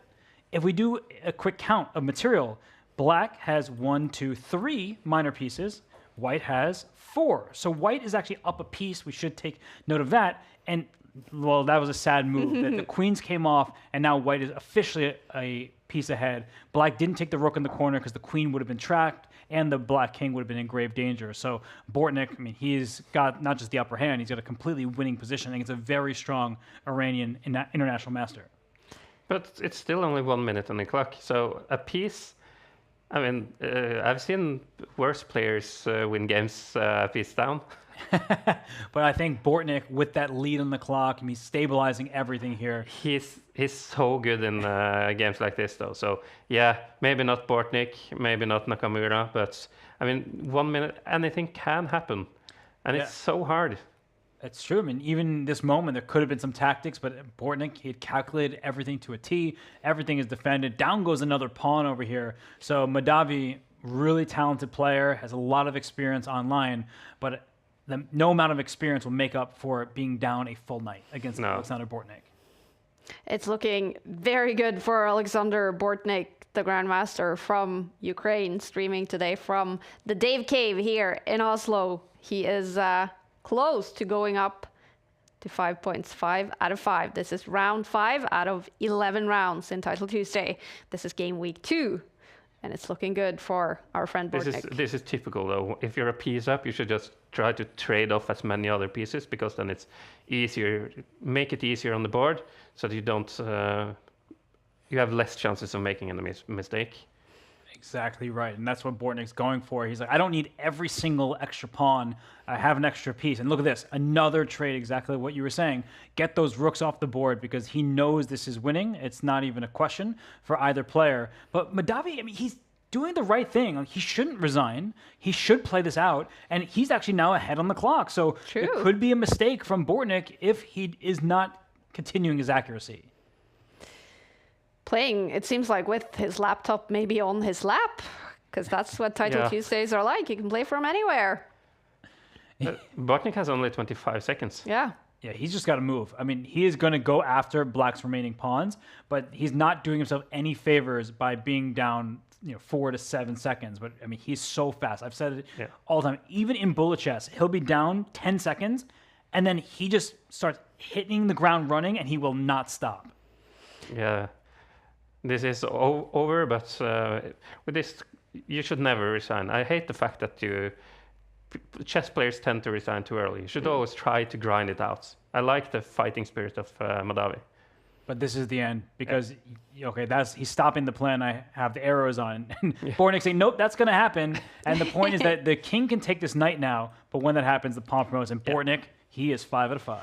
Wow, impressive stuff by Alexander Bortnik, winning his 5th game. Madavi ticking down to 10 seconds on the clock and resigning in a lost position. Okay, he's on a roll, young Bortnik. And streaming, of course, you can check out his point of view stream on the Take YouTube channel. I think it's probably very entertaining. I've seen a lot of his streams. He is a very entertaining player. Look at his shit. Of course he's entertaining. Exactly. You can just see it on him. Fantastic run for him so far. Talking to his fans on the stream, and we do have a bunch of results coming in. Magnus Carlsen also going up to 5 out of 5. Now Terry as well. Now 2 of your favorites has to meet. Yeah, the 3 players we had our eyes on to start the day. Magnus Carlsen, everyone is looking out for his games, but Bortnik at 5 out of 5, Renato Terry, and don't count out Sina Movahed. I see him there. He beat Martin Kravtsev with the black pieces, a youngster from Iran. We mentioned a couple young Iranians, and Ali Reza, who is born in Iran, now plays for France. Many talents, Parham Maksudlu. I mean, the list goes on. Yeah. Exactly. Maksudlu, who is in the lead in Grand Swiss after 6 rounds, also playing here in Title Tuesday. We love to see that. And now we're super excited to see matchups for round 6. It would be cool to see Bortnik against Magnus, of course, our 2 players streaming from Oslo today. But either way, we're going to look at some cool matchups. 4 players on 5 out of 5. How did Hikaru do? And he won.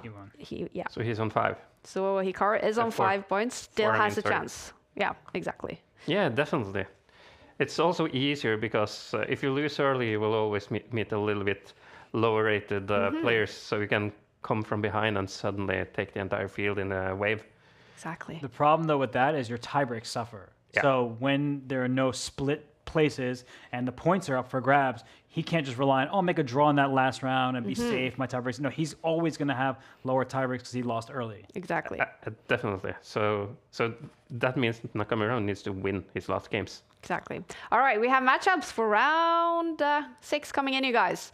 Should we follow Magnus in this one? He's up against Movahed, the young Iranian player, as you mentioned, Robert. That's going to be a cool one. Super strong youngster. I mean, Sina has been around for a bit. It's funny when I'm talking about these teenagers, like, yeah, they've been playing for like half a decade, but it's true. I mean, Sina's been playing these tournaments for so long, and I wouldn't even consider him that much of an underdog. Of course, Magnus is the strongest player there is, but Sina, he's very fast. He's going to have the white pieces against Magnus. The game has started. 5 minutes on the clock. No increment. Will we see one of these go up to 6 out of 6?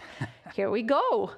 Well, right now we see Sina Movahed's photo. He looks very decorated there. Yeah. He's got his lanyard, as all chess players do, to be allowed in the premises. Yeah. And then he's got his flowers, the wreath, everything, because he won. And right now we got to see some chess moves coming in. And see, there they go. There they all go. They're getting a sharp Sicilian, hopefully, between two very, players who are very hungry for more points. Oh, yeah. Born in 2010, around the time Magnus Carlsen took over the #1 spot on the world rankings. But here he is fighting against Magnus, both on 5 points. Look at this setup right now. We want to see sharp Sicilian. Everybody does. But what Sina is saying is, let me just take control of some squares. This sort of Marozzi bind structure, as it's called, is you'll see that these pawns here for white take control of the center, stop black from pushing over here. So it's difficult for black to make progress. And I always say the side that controls the pawn breaks is usually the side with the advantage. And white actually is the one who can control certain pawn breaks, but don't rush to do that. Because anytime you push a pawn, you leave a square behind. So if white does make the pawn push that my arrow shows, then black eventually will get this really juicy central square. So don't rush unless you're certain that it's a good decision. This is Magnus is using a lot of time here.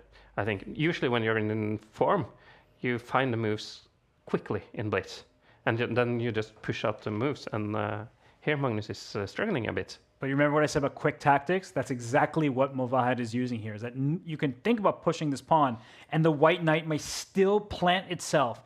And you see Magnus, he realized it, that, this can be dangerous quickly, because the point is, everybody, that loose pieces drop off. And if the F file opens up, that's where this rook is sitting, that's the black king side that can be in serious danger. In particular, there's this knight that I'm turning into red. That knight could be loose. So if the pawn goes forward, don't be surprised when Sina quickly gallops in to enemy territory, causing some big problems for Magnus to figure out. And Magnus, down almost a minute. This is interesting. Oh, he went back. Wow. Oh, I'm surprised. I mean, it's not a bad decision. I said before, perfect is the enemy of the good, but I thought for sure that he was going to go forward and try to create chaos in the black camp. He still can, or just using a little bit more time to reposition the knight on, like, for example, d5 or maybe even f5. It's true. The knight eventually will regroup. Central squares are very important, and black cannot control them. You want to control squares with pawns. That way you don't have to use more important, heavier pieces to defend them. And right now, speaking of heavy pieces, that knight move from Magnus, it opens up the bishop, not just to develop, but to attack a rook. And I think Magnus, even though he's worse, and we see the bars is massively better for white, the players don't know that. Like he knows that he's not in the best shape, but Sina Movahed doesn't know that he's, like, according to this bar, almost winning. But where is the black king going to be safe here? Don't ask me that question. I'm here to talk about certain things. I'm not talking about that. King safety is for sisters. Yeah, this is not relevant in this position. I mean, to answer your question, nowhere. The king is not going to be safe. You could try to go to the queen side. That's not going to be any safer because you've already pushed pawns up. And when you push pawns, you leave air in front of your king. Yeah. Magnus Carlsen not looking happy here. Yeah, this is the black has kind of a double-edged position, because if he gets out of it, he has an open line, G line down to the white king. So that's what I would think as a pub chess player. I would love something like that and just double up and go straight for the king. But he's so vulnerable with a black king. So it's hard to find anything safe. I love that you can call yourself a pub chess player and mean it literally. Like that is And actually own a chess pub. Yeah, that is so awesome. And speaking of, they usually say coffee house tactics, pub tactics. Rook takes knight, bishop takes back, then throw your own knight into the center with a fork. The black queen will escape back to the start and protect, but that's just the start of it, right? Like the white pieces will continue to jump into the position, but what Sina Movahed needs to do is play quickly. I mean, he is now down almost a minute. 2 minutes from this position? He spent 2 minutes on this position. And I mean, he can play something safe like rook f1, but he can also just push his bishop up to like g5 or something, just to push even more up and have the a rook come into the f1 square as well. Exactly, that rook can jump into the game ASAP, but do we know if Sina's lost connection? Because it's starting to feel like he may not actually be at the board right now. Yeah, is it disconnection or is it the nerves? The 15-year-old from Iran is in a great position against Magnus Carlsen, massively better on the bar. Toivo Chess in the Twitch chat saying, let's effing go. Movahed, he's got some fans out there, and this would be an incredible win for him, but he has to move. I think his Probably. Yeah, you don't spend this much time. He's way too seasoned to spend all of his time because there's no increment. So there he is. Oh, yeah, he's you back. can see. Oh, yeah, he's upset. You can see it. Oh, that's heartbreak. Magnus laughing maybe out of just sympathy, and look at the anger. Oh, this is just massive frustration. He is massively better. He is winning against Magnus Carlsen on the board. And technology is just the worst for young Movahed right now. His camera is like his chances is gone. I mean, he is, at this point, and the problem is like now there's this like maybe like burden on Magnus. Should he offer a draw? Should he like be kind and considerate? But like it's a competition, and your own connection. I mean, unfortunately, that's part of the equation. And I'm not putting blame on Sina, and it could be some server. Who knows, right? But the point is that Sina's no time, and that means that he is going to lose this game. This is heartbreaking. Magnus Carlsen getting so lucky here in round 6. He is losing on the board, but he is winning on technology. And there we have it. 8, 7, 6, 5, 4, 3, 2, 1. And it's a loss on the clock for Movahed. This is just sad. I know. Oh. Poor guy. He was winning against the world #1 on the board, but he loses on time. Disconnection, heartbreak, and look at Magnus. What do you think he's thinking right now? I think he knows that he did not play the start of that game very well, but he'll forget about it quickly because he is a perfect scorer. He should be very happy, and we see many smiles from Magnus. He is on 6 out of 6. Magnus Carlsen winning by luck in round 6, but it is a full point for him. People say there's no luck in chess, but here we have the proof that this one we will blame this one on luck for Magnus Carlsen. A win. He's on 6 out of 6. Will Terry or Bortnik join him? Should we jump into that game? These players also on 5 out of 5. Bortnik is streaming here from Oslo, playing against international master Terry, who was top 10 last week in game week 1. And one of the players Robert told us to watch out for. What are we looking at here? You always have to watch out for Renato Terry, but you also have to watch out for Oleksandr Bortnik. He was one of the players that we had our eyes on because he is sneakily, both sides actually, threatening some kind of checkmating nets. White's rooks were really, if this white rook can land the second rook behind the black king, that's checkmate. So that's why Bortnik is scrambling. He's getting out of there. His king is going to continue to run. But whose king is worse? Suddenly it's the white king that could be in danger if he's not careful. Wow. Ooh, Did he blunder? Is happening? Blunder the mate? Or blunder the... No. The king is not escaping? Is that the point? But the king, there's got to be something. Maybe is as simple as rook down? Doesn't look like it. The escape. So what is it here? It's back to level. Maybe there was one move and it wasn't found. Yeah. That's the time trouble. You have to find the one perfect move, and with 30 seconds on the clock, that's often not easy because you're so focused on playing quickly. I'm not sure who's got the better chances here. Both sides down to about 30 seconds. White is up 2 pawns, but the black king is trying to help surround the white king for a checkmating net, I think Bortnick's in trouble here. Renato Terry now is up 10 seconds. Unless Bortnick can find a repetition, just repeating the position to make it a draw, I think he's just going to lose this one. Really much better on the bar for Terry, but they have so little time on the clock. Will we see one? Blunder! Oh. He got skewered over there. And the good news for Terry is he's up so much time. The bad news is he's now down a rook. Yeah. Now Bortnick just has to get rid of the one pawn and the rook and just go for the draw, because he's going to lose this on time if he doesn't. Although, the movie's Need for Speed could have starred Alexander Bortnick. He is that fast. And right now, he is down to about 7 seconds. Time is ticking. And he really desperately wants to get the rooks off the board. But he can give checks. And checks take time to respond to. Oh, another skewer. What's happening? Mate in 14. He's going to take this in 4 seconds. He's pre-moving like a king. Oh, look at that fist pump. Bortnick is absolutely in form right now. He made mistakes. It wasn't a perfect game, but it was a perfect outcome. And Renato Terry, you see his hand on his head. He is in disbelief. That's another heartbreak. Yeah, those double blunders like that, it's the worst. Yeah. And then, now he can end up losing the next game also, because it's not easy resetting yourself after a loss like this. That's you're a really good sportsman if you manage to reset yourself completely after a horrible loss like this. Yeah. So unnecessary. Look at the anger from Terry. Title Tuesday is brutal with 5+0 on the clock. Blunders from Terry there in winning position means Bortnick takes the full points and he joins Magnus Carlsen on 6 out of 6. That must mean Carlsen versus Bortnick. The two players in the house. We're going to have Streaming Room versus Streaming Room. Magnus versus Bortnick in round 7. No question which game we will follow. It will be this one. Will we see one of them reach 7 out of 7? Or will it be a draw? But the game is starting. Magnus Carlsen will have the white pieces against Bortnick, playing only a couple of meters away from him here in the Oslo office. Fantastic. Look at this. What kind of opening are we looking at, Robert? So what's the rule, by the way? Like, if one of them is losing, can they run into the other room and do something? Like disconnect something. Yeah, like pull up. We have a bet here.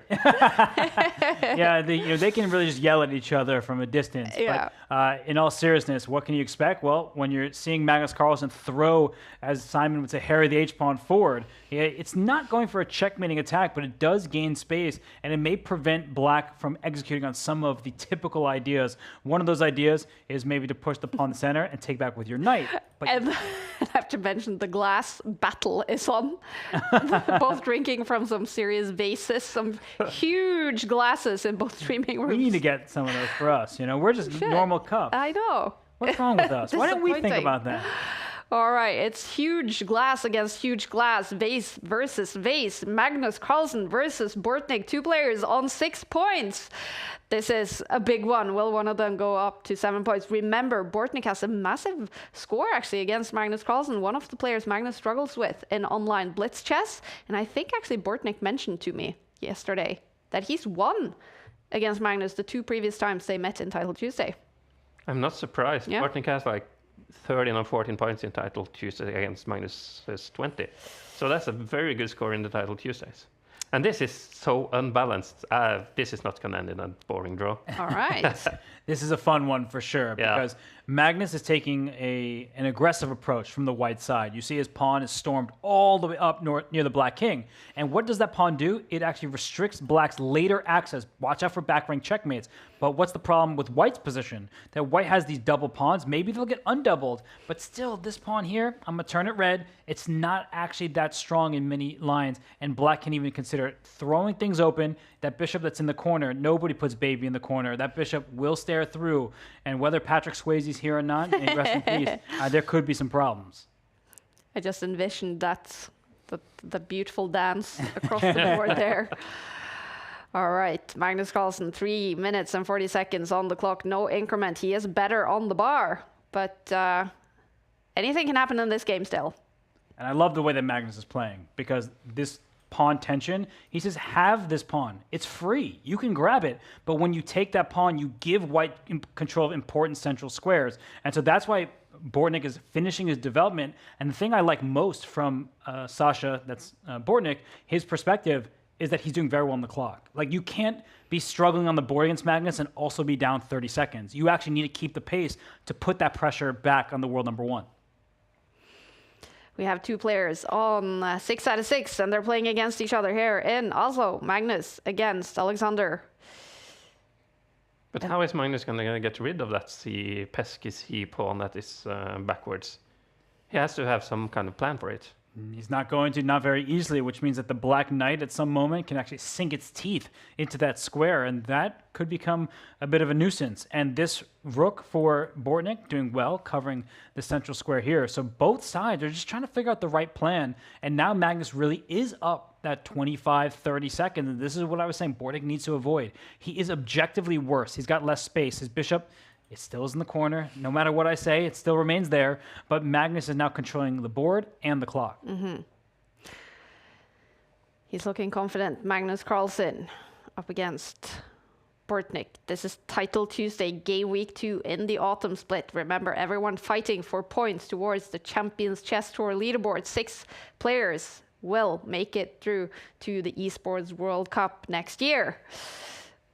And Magnus has a few points on that list after becoming 5th in Title Tuesday last week. He is really eager to win it this week. It's funny, you know, he doesn't even need to qualify, but he just loves winning. Yeah. And winning is what he does best. And right now here, he's putting pressure and he wants to win this pawn in Black's camp if that Black queen is ever to run away. So, I mean, Bortnik's doing his best. He's just trying to activate his pieces, but you keep seeing the bar slide better and better for White. And the reason why is now there's full reinforcement here in the center. You see these pawns? Well, they may not stay there for long. They can start pressing forward, and Bortnik doesn't have active plans of his own. But it's so interesting because from a pub chess point of view, you would always love to have your pawns connected rather than single islands like Magnus has. Magnus has 3 pawn islands, while Bortnik has them all well connected. So I would think that Black is decent if it hadn't been for the C7 pawn and the H6 pawn.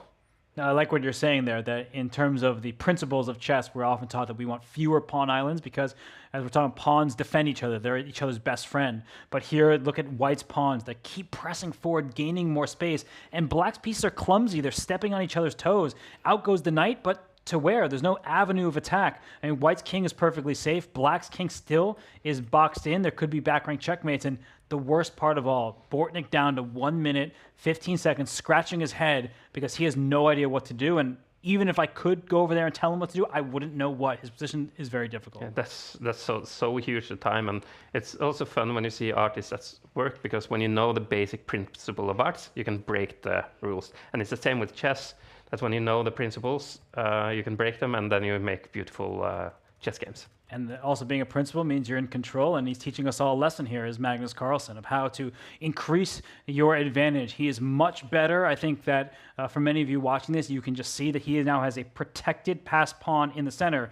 That is a beauty there. And whoa, he actually decides to get rid of his own pass pawn. The reason why is that the Black king is in danger with or without queen. So even if these queens come off the board, that there's going to be, and there they go, there are back rank issues for the king. Bortnik's king, if it gets checked, it might be mated.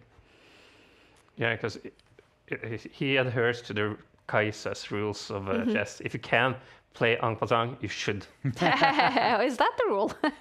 I thought it was never play for a draw. yeah, I have several rules of chess.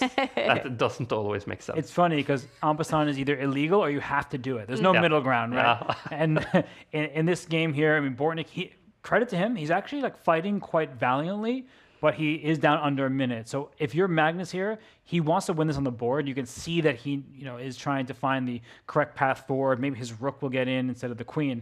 But yeah, he is in the driver's seat. He's really not risking much. And maybe he'll make a collinear move like rook. Nope. Instead he trades the rooks. But it's a collinear move to try to trade and get another pass pawn. But ooh, his advantage is gone, but his lead in the clock is still maybe insurmountable. Yeah.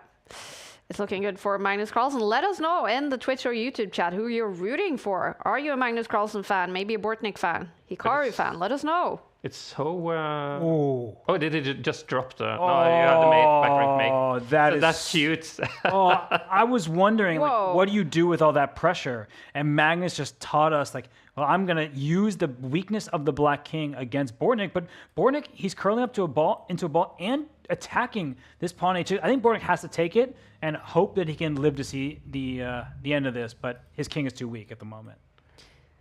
All right, Magnus doing some sort of gesture. The bar is back to you always balance. Have, with the queens on the board, you always have those kind of weird tactics, and suddenly you drop a piece or you leave yourself vulnerable to the... Wait, whoa! Oh. Has he blundered? Oh, he definitely blundered. He did not want to get the queens off, and not only because it threw away his position, but because now it's easier for Black to play. Bortnik is going to march his king out, and we have seen Bortnik win exactly like this a game ago. Oh, wow, this is crazy. Massively better now for Bortnik, but he has 16 seconds left on his clock. Can he win it on the board? I think he can. That knight was almost trapped, which is why Magnus brought the knight back out. And I think the problem is Magnus isn't great at dirty flagging. He wants to win the games like objectively, so he doesn't know how to just like always throw his pieces and just let the cards fall where they may. Okay, this is going to be an intense finish to this game. Can Bortnik win this with 11 seconds on the clock? 10. Magnus fighting for his life in the game. Oh, I think objectively there could be a draw by repetition, but will Magnus take it? I think he should try to flag Bortnik and not make the draw here. Yeah. And moving look at that to red 7 clock. out of 7 would be huge. And here we go. Will Bortnik... Oh, Bortnik's going for these pawns. Yeah. I think Magnus has to push it here, but Bortnik has enough time. He's so fast. He gave up his knight. No! Oh, and Magnus is winning again. Yeah, Bortnik gave up his knight because he didn't realize how quickly the knight gets back, and here it's coming this way and stopping the passed pawn. What a game. Is Magnus now winning both on the clock and on the board? And that's it. Oh my goodness, Bortnik. Just when he had it under control, he did not. And Magnus smiles and wins. Wow, Magnus Carlsen. I don't know if he got lucky there or if it was simple class. He was winning on the board, he was winning on the clock, then he was losing on the board. Eventually, he wins both on the board and on the clock. Heartbreak for Bortnik, who, wow, was getting so close to a win against Magnus Carlsen and 7 out of 7. But it is Magnus Carlsen with his very long glass, which is also almost empty. Yeah. So he's drinking a lot today, and he's on 7 out of 7. How would you describe this game, Robert? Well, that was one where Magnus was in control, and I think at some point he tried to adjust himself to playing for the time. And as I said, he doesn't do well in that regard. He's not great at trying to punish someone strictly on the clock. Other players like Hikaru, they have no qualms about that. They will just win on time and feel 0% bad about it. Oh, and look at Alexander Bortnik. Heartbreak for him. So close to a win against Magnus in 7 out of 7. Instead, it's a loss. But he is still on a good score, 6 out of 7. And we have Alireza Firouzja on 6.5. Meaning we're probably going to see Magnus versus Alireza in the next round. Most likely. Firouzja versus Magnus, yeah. Look at that. Yeah. Alireza Firouzja versus Magnus Carlsen. We are definitely going to follow that game. 2 of the top dogs in Title Tuesday. Magnus Carlsen has named Alireza Firouzja one of his fiercest rivals in the online blitz format. And here we have them up against each other. Who's the favorite, Robert? Well, Alireza has the white pieces, and I think I'm going to go with Reza. Okay. I think that Magnus, he was a bit shaky in that game, and I think when it comes down to the time scramble, Alireza happens to be the favorite. And before we dive into the X's and O's here, I want to give a quick shout-out because Eric Rosen is near the top of the standings. He's playing against Jan Krzysztof Duda, which means that Rosen himself must have like 6 out of 7, which is a phenomenal showing for him. Fantastic. One of the top streamers as well, Eric Rosen. Yep, there he is on 6 points. Fabiano Caruana, also on 6 points. Nakamura also. All right. People are coming back from that hard loss, but Firouzja hasn't played very many bad games today. Magnus's 2 last games has been pretty shaky.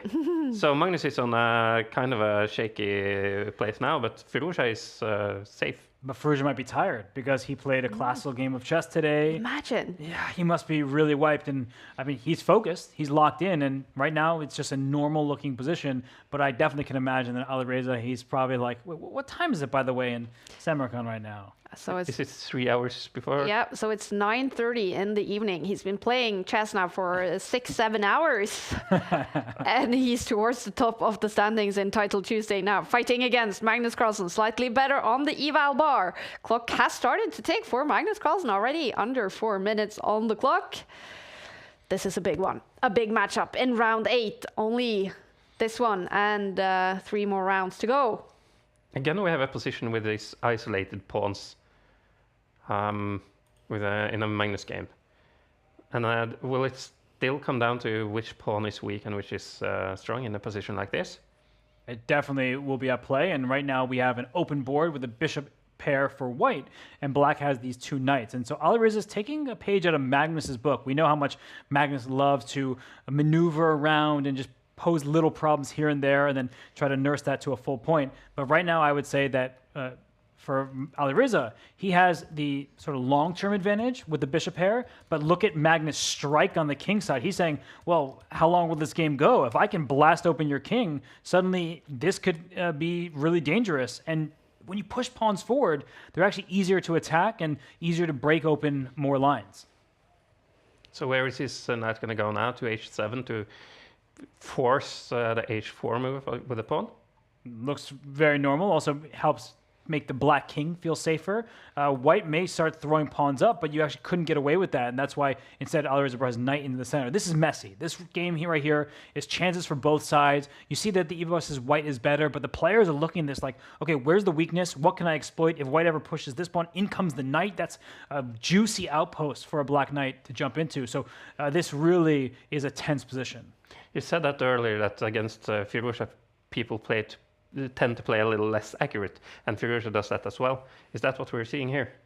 I think that we very well may. I mean, the position is quieter than some of the others that Firouzja goes for. Like, he will just, right out of the gates, like, go for something a little bit offbeat, maybe even objectively dubious. Here, he's playing solid chess. But we see in the bar wander a bit more than we usually do in the games of Magnus. It's wobbly. Yeah. It's wobbly. And right now, Magnus down to 2 minutes, 50 seconds. You see the time advantage opening up for Alireza Firouzja, and that might mean that Magnus is looking for a tactical solution to positional issues. Knight, okay, he takes there. I was thinking that there might be some kind of check in the mix, but no, he gives up his rook for a knight and a pawn. That means objectively by material value, white has 1 point of extra material, but that white king over here, that looks like it's in some danger. Watch out, that pawn's hanging.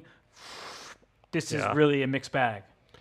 But if he can find some safety moves, then I really like the white bishop here, because you have so much dominance down against the open line in at A8. Yeah, this bishop stares all the way through. Yeah, so it's like, but the 2 knights are kind of troublesome now. Yeah, I like those knights. I mean, that's actually scary. This pawn is hanging, moving your king. It feels like you're walking to other checks. And LPDO, everyone, loose pieces drop off. That knight over here is not defended.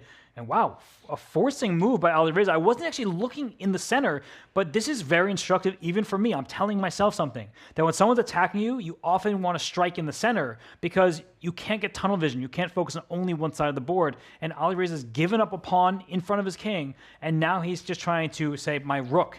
I have an extra rook, 2 against 1. Yes, you have an extra knight, but what are you going to do? Because, excuse me, this knight's under attack, but this knight's also in some danger. Maybe black has to start stepping backwards. You have a juicy c4 square for the knight, but where is it going from there? That's a question that only Magnus Carlsen can answer, and right now he's down to 2 minutes. I'm not liking his clock, and whoa. Is he, the what other about way. the knight? Did he just give away this knight? You can check on, yeah. Uh-oh. He's now down a rook for a bunch of pawns. But how many pawns? So right now black has 6 pawns. White has 3. White's about to have 2. So 4 pawns for a rook. That's not a material imbalance you see regularly. And then you win the d4 pawn as well. don't you think? 5 pawns for a rook. What? So mathematically, this is a balanced game. It's just a draw. Let's all end it. Let's call it even. No, this is a big moment here for Alireza. I mean, queen to e1 comes to mind. You want to keep your king safe, but you can't just sit passively because when that 5th pawn is captured, I mean, look at this. This is an army and then some. I'm going to put them in yellow because I'm still not sure if it's go or if they're enough compensation. But that's a ton of material for a rook. Wow. Yeah, and you're gonna drop the d4 pawn as well, don't you? And then you have checks all around the king, so you just have to find a way through. But all right, Alireza is now down to 1 minute 43 seconds on the clock. He is equal to Magnus.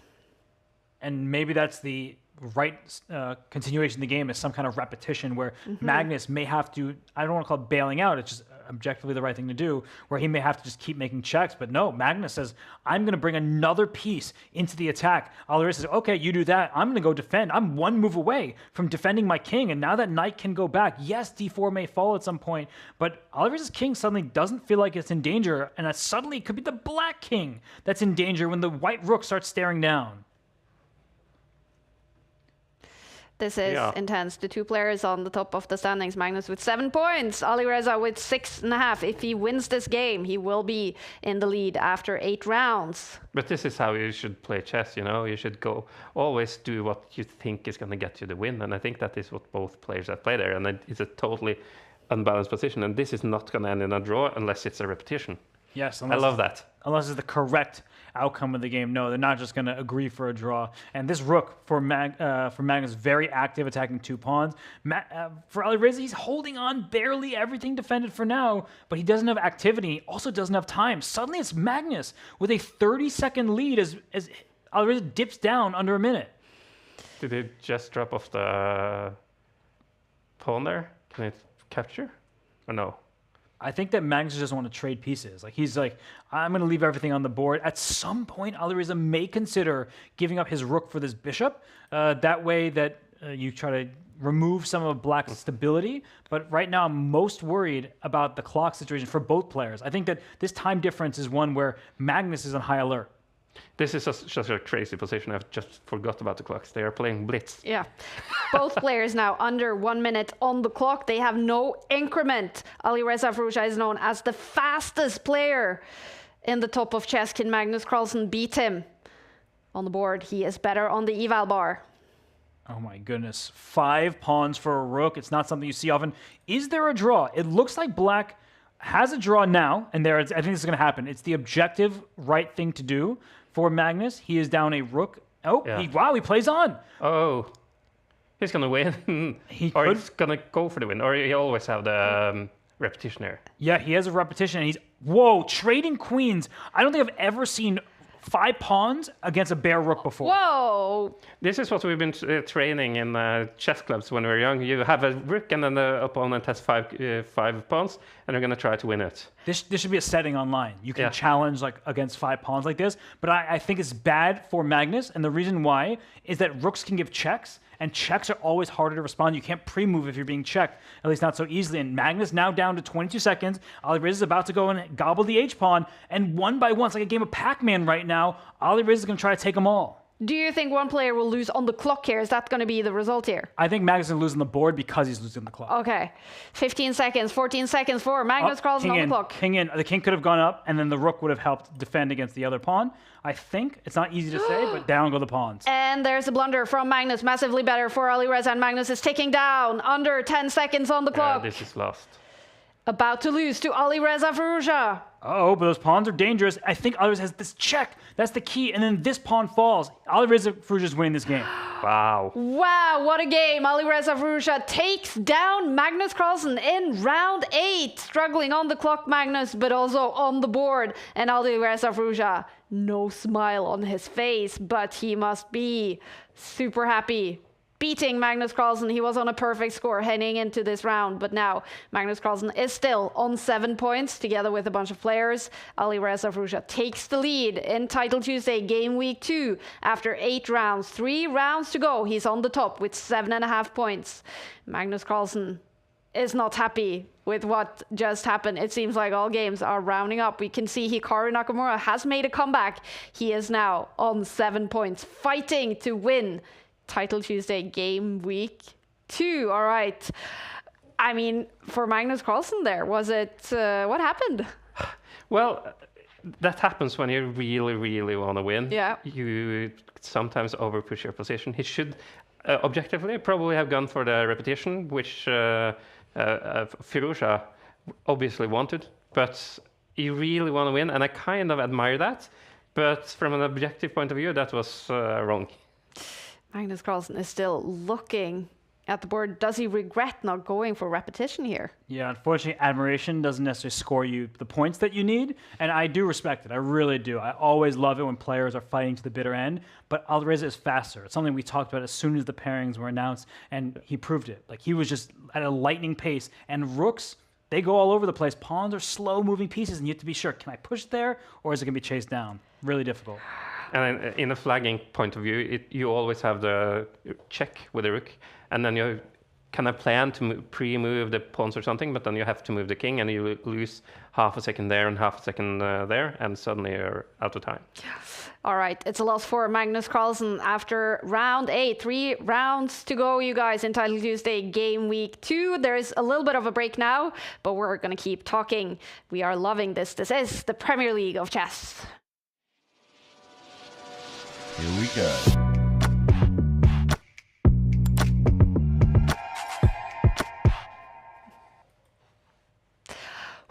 A lot of action today. Players are losing on the board, players are losing on the clock, players are also winning and giving us some massive moves, some fantastic, brilliant chess as well. And again, we're going to look at an action replay from something we've seen so far today. I think it's the game between Magnus Carlsen and Alexander Bortnik that we saw in round 7. This was a dramatic one between the two players streaming here from the Oslo office. Look at the clocks. Magnus was up a minute here, but then suddenly the bar went in the complete opposite direction. Magnus was winning earlier. He was much better, I should say. And then he tried to flag, but he doesn't like doing that. So he went against the grain. He did something he didn't want, and then suddenly he was struggling, and Bortnik was oh so close. Massively better here with the black pieces. Alexander Bortnik against the world, #1. But look at those clocks ticking with only 10 seconds left here for Bortnik. It starts turning in Magnus's favor. Yeah, you can see that Bortnik's trying to get those pawns, because if Magnus had 0 pawns remaining, the game would end in a draw. And look at the red, the clock. Bortnik is down on time. He really just wanted to take all of those last pawns with checks. You have to respond to them, and you can give a couple of them, or you can change direction as Magnus did in this game. And as we continue here, Bortnik was doing everything right, everything you could ask of him, until a point coming up where right here, that pawn push happens, and he takes it because he didn't have time to calculate, and the white knight was able to get just one pawn over here, and they go all the way back to the other side and stop the remaining pawn. And eventually, Magnus Carlsen is able to win this game. It was up and down. It was a roller coaster, and it was eventually a heartbreak for Bortnik on the board, on the clock. He lost to Magnus Carlsen, who just had to laugh from the result there, getting that win. I mean, for Magnus now, last 2 games, Christopher, it's been a roller coaster. It's been shaky. He hasn't played really good, but it's always 11 games in a row. It's hard to play good in all of them. So he's probably going to grab himself together and get the win in the next few games, I would guess. But something interesting with the last game is that this is a place where FIDE rules and online rules are different. Oh, in what way? Because if Magnus had a knight left and Bortnik would have been flagged, then you win in over the board rules. But on chess.com it's a draw. So over the board and online is different in other time than in other perspectives as differs than the time. It's fantastic that we actually have an arbiter in the room who can give us all these regulations in 1 minute. Round 9 will start. We have round 9, 10, and 11 left in Title Tuesday Game Week 2, and Alireza Firouzja is on top of the standings. We're definitely not going to see the perfect 11 out of 11 today, but we do have a really, really tense finish here with some of the biggest names on top of the standings. Get ready, you guys. Game Week 2, round 9 is about to start. He's winning. Wow. He's winning. He found it. Wow. What a shocking result here in round 2. He beats Hikaru Nakamura in round 2. The 15-year-old from Iran is in a great position against Magnus Carlsen, massively better on the bar. I think his Probably. Yeah. There he is. Oh, yeah, he's you back. can see. Oh, yeah, he's upset. You can see it. Oh, that's heartbreak. Look at the anger. Oh, this is just massive frustration. Will we see one? Oh, blunder! Oh. What's happening? Mate in 14. He's gonna take this in 4 seconds. He's pre-moving like a king. Oh, look at that fist pump. Bortnik is absolutely in form right now. We have the Lovable logo on the final scores on those chessboards. Lovable, our partner for Title Tuesday, and there's been a lot of heartbreak today in Title Tuesday.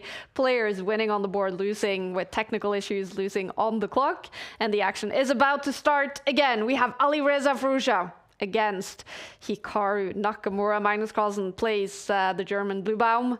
Some big matchups here, but it looks like we should follow Alireza against Hikaru Nakamura, who's made a comeback. He lost in round 2 against a low-rated player, but Hikaru has made a comeback now on 7 points and up against Alireza Firouzja in round 9. That's a huge one. Alireza Firouzja is on a roll. He's been playing chess for 7 hours today. A draw for him in the Grand Swiss. But here he is on fire in Title Tuesday, fighting for points on the Champions Chess Tour leaderboard that will eventually qualify players to the Esports World Cup next year. All right, the game has started. Let's jump into Alireza Firouzja against Hikaru Nakamura. Who's the favorite heading into this one, Robert? The form we've seen, Alireza, I mean, I think that he's been on fire, but what's going Hikaru's way is he's had to win all of these last few rounds. So like, he's been a man on a mission, and well, he's won more Title Tuesdays than anybody. Yeah. So he knows exactly what it takes. And at the moment, I mean, we're looking at a position that's solid. I think that white has good control of the center because white essentially has an extra pawn in the center, two pawns here compared to just one for black. But black has an extra pawn, I'm putting that in air quotes, over on the queen side where you have this pawn and is not opposed by a white pawn. So we're essentially not having a symmetrical position. It's going to be a bit of a slow burn. And for Alireza, it seems like he's happy with that approach given the long day he's had. It's lucky to get white against Nakamura, though. True. Because it's way harder to be black against such a class player. It's true. You typically want that first move advantage. In Blitz, it's just chaos, so sometimes it doesn't even matter. But yeah, you do get to dictate the course of the game. And right now, for Alireza, I mean, he's playing well. We see Hikaru bopping his head. He's streaming. He's probably feeling a lot better now than he did after round 2. But there's a big question in these positions. Will Alireza strike? Will he push that pawn? You know, E4, best by test, Fischer said. He meant that on move 1, but it might also be best by test in these positions where you gain important space in the center of the board. If it wasn't for the king safety, I would love to play E4 and F4 and just push all my pawns and win. That's what I do at the pub, but I don't know if it's working here, but it looks really tempting. Do it. To just get that massive, massive pawn center. Yeah, I'm rooting for that now for sure. There are all the pawns here.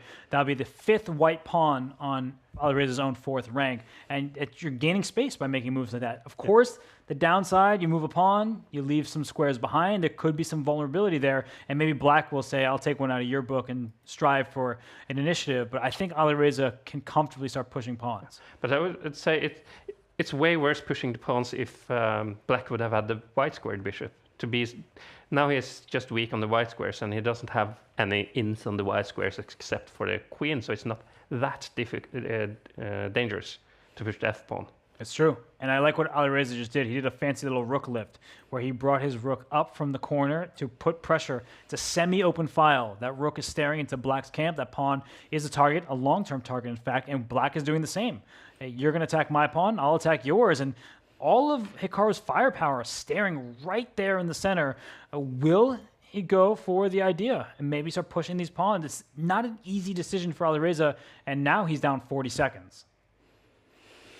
Yeah, and he's playing against one of the best players with a low time in the world, Nakamura. So this is going to be tense all to the end. Oh, I love it. Better on the bar. Alireza Firouzja on 7.5 points, playing against Hikaru Nakamura, streaming. Of course, he is the Title Tuesday superstar. And we actually see his stream, and he's looking happy right now. Hikaru, he has a lot of time on his clock. It's ticking down for Alireza. In a tournament like this, when you're streaming, don't you kind of play a little bit less correct because you're spending some energy talking instead of just focusing everything on what's on the board? Normally, I would say yes, but there's no part of Hikaru that's a normal chess player. He's a star. He's an absolute beast. He's incredibly difficult to contain. So I think for Hikaru, like, he's just feeling the vibes. He's dancing to maybe even not real music. It might just be in his head, but his chess pieces, they form a symphony, and they're right now very harmonious. You see like these rooks staring in the center, the bishop also putting pressure. And I think the onus is on Alireza Firouzja to figure out what to do, because Black is making these little waiting moves, thinking, when am I going to strike, right? Like, he's just kind of on his hind legs, ready to pounce. And for Alireza, it's like, well, okay, I'm defending, but when can I attack myself? Yeah, it's so much potential in the position, and whoever pounces first has to make sure they are pouncing right. Yeah, because you can leap, and we see that. I saw Hikaru on a stream analyzing this move, but sometimes you throw out a quick pawn move and you don't exactly find yourself thrilled with the outcome. But that's just a good move. It helps the king gain some space off the first rank, so if there's ever some back rank issues, no longer. And maybe you can start chiseling. Maybe you could throw this one and even one further if Black ever has any dreams of an attack. But, well, that's gone out the window. Alireza says, you play your Harry the H-pawn, and I do the same. But it's a minute difference, Kaya. I mean, Hikaru is so much faster. But you really want to have the pawns on the white squares in the end when you have the dark squares bishop. So they are also fighting for control on the light squares here. Very true. I keep looking at the clock because Alireza, I mean, he continues to be down approximately a minute, and the decisions are not getting easier. If he finds a way to just liquidate, to blow everything up in the center with a move like pawn to d5, I think that I would advocate for that. But look at how many black pieces are covering that square. Like, I can't even keep count. That's 4, just all covering that square. And I got like a little mustard salad in there. Like, I just don't know how to keep track. But you need to make sure that the pawn move you make is the right one, because if it's not, then your whole pawn structure is in chaos, and you might be lost. And another waiting move. He's shuffling, and he wants to draw. But Hikaru, he should seize the moment here. And what I mean, everybody, is not just throwing pieces forward and trying to play for a win in a haphazard way. No, look at this little move. Now this pawn, the queen moved up. Now it threatens this pawn over here. It can be captured, but then this bishop was captured. There's a lot of tactical play here. So Hikaru's going to slow down, and Alireza did the right thing with his latest move. He wants to throw all the pieces off the board because his remaining choices become a lot easier, and that means that his time deficit may not be as consequential as it currently looks. It's trouble on the clock for Alireza Firouzja. He is about to tick under 1 clock. Does that stress him out? I think he shines. He has this history with Hikaru in the Bullet Chess Championship where, I mean, they've had some really big fights, and Alireza has won that tournament. So I think for Alireza, like, look at him right now. He doesn't look like someone who's stressed. He looks like his eyes might be strained because he's been looking at chess so much today. Yeah. But he doesn't look like somebody who's actually stressed. The less time you have on the clock, the more you have to rely on just your instinct. And both of these players' instincts are pretty good, though. So this is very interesting. Yeah. Who do you think? Will we see a winner in the game? Will we see a draw? What do you guys think right now? I think Nakamura is going to take it. Okay. Because of the clock. I think Hikaru's made a couple of mistakes in the latest moves. And the reason I'm saying that is the white king looks tucked away, and the black king, it's on an open diagonal. And for the moment, at least, white's rook here is much more active than black's rook. So if the pawns get changed, now the second rook gets active. So I do think Hikaru's got great chances because he's got the lead on the clock. But I feel like things have been a bit shaky from the last few turns. And now that I say that, they might just trade all the pieces. And we'll see if Hikaru has the dirty flag. This is the top game right now, you guys. Alireza Firouzja in the lead after 8 rounds with 7.5 points. Hikaru on 7 together with Magnus and some other players. Nakamura needs to be precise, though. It's a pawn down in a rook endgame. Can be lost. He's down a pawn right here, and look at Alireza says, okay, that pawn was surrounded in the center. I'm going to go after the pawn you just left behind. So this is dangerous territory, and Alireza is the faster player. So now all of a sudden I'm looking at the time difference. It's not that big. I think that Alireza has great chances. Ooh, both players taking down to 30 seconds on the clock. Great move there. If the king takes what looks like a free pawn, the rook gives a check both to the king and that lonely pawn over here. And once that first pawn falls, the best friend next to it also drops. And look at what Hikaru has just done. He's going to go back and forth the best he can. And Alireza trying to bring his own king in, but the black king, it gets back in time. This objectively is a draw. But if Alireza can find a way, there's not enough pieces left. It's a draw. Pieces are gone. Okay, that feels like the fair result between these two monsters in online blitz. Alireza Firouzja and Hikaru Nakamura play a draw, and look at Andrei Esipenko lying down. That's Title Tuesday for you.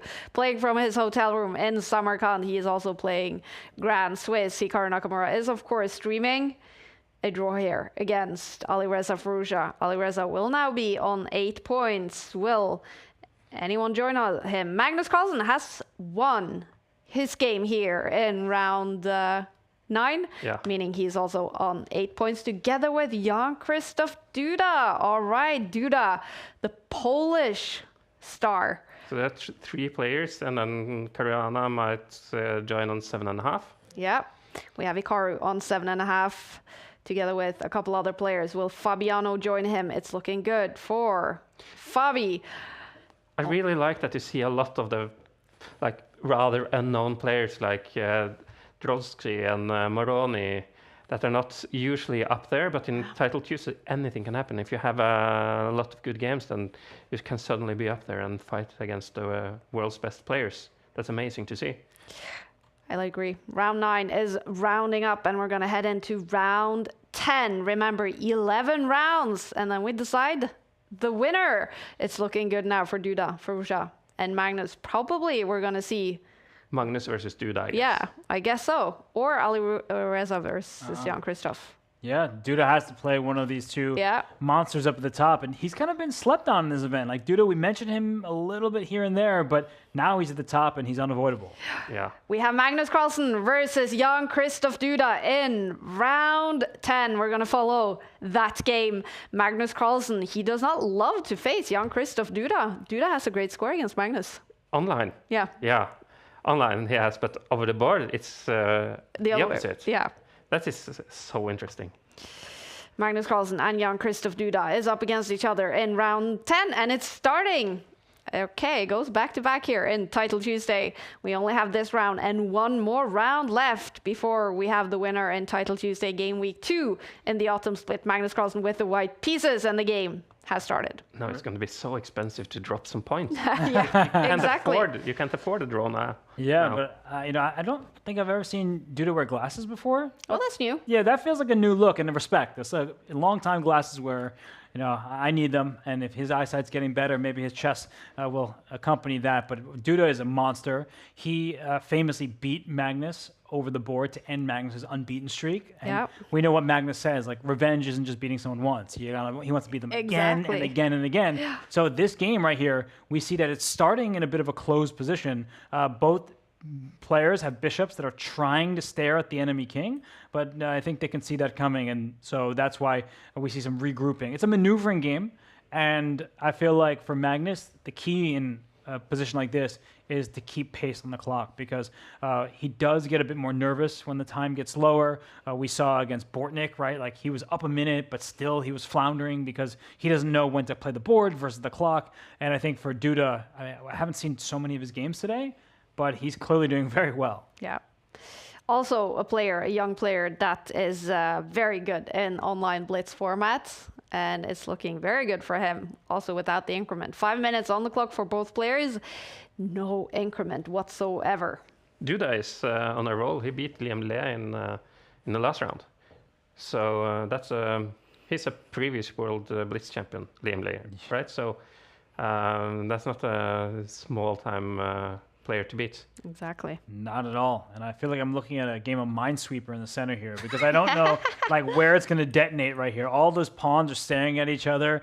I mean, X kind of marks the spot, but it really just causes confusion because it's never easy. Like if you take this pawn for white, then will black say, okay, I'll grab this one with my knight. You need to calculate these positions, and you see that Magnus, he's working hard here, and there are also ideas where when white takes this pawn, the bishop could take the knight, but it's not so bad for black, even though the pawns get doubled. So Magnus, you can see that he's not sweating, but he's working hard, calculating, because he wants to find the correct path forward, and all the bar went to the center. It's saying that black is doing okay. Duda may have played a very nice opening thus far, but there's still a lot of life left here. But neither Duda nor Magnus plays the Grand Swiss are now. So maybe they are a little bit more rested than Firouzja and Magsudo and all the other cannons that are playing the Grand Swiss. It's funny because sometimes you're more rested, other times you're out of practice. I never know what people think about these things, but right now I think we are seeing a bunch of trades in the center, and if this pawn captures, the rook can capture back, and all these pieces are coming off. White, ooh! Now that's a clever move. Bishop moves out here, pinning the knight. Typically this move would be the intermezzo. It's giving a check to the white king. But after this check, the queen sacrifices itself to protect the bishop. And I see that this bishop can take it, but then the white bishop takes the black queen, and it's pandemonium. It's so cute. Yeah, I like it. It's cute. That's not the word I thought about, but it's cute. I like it.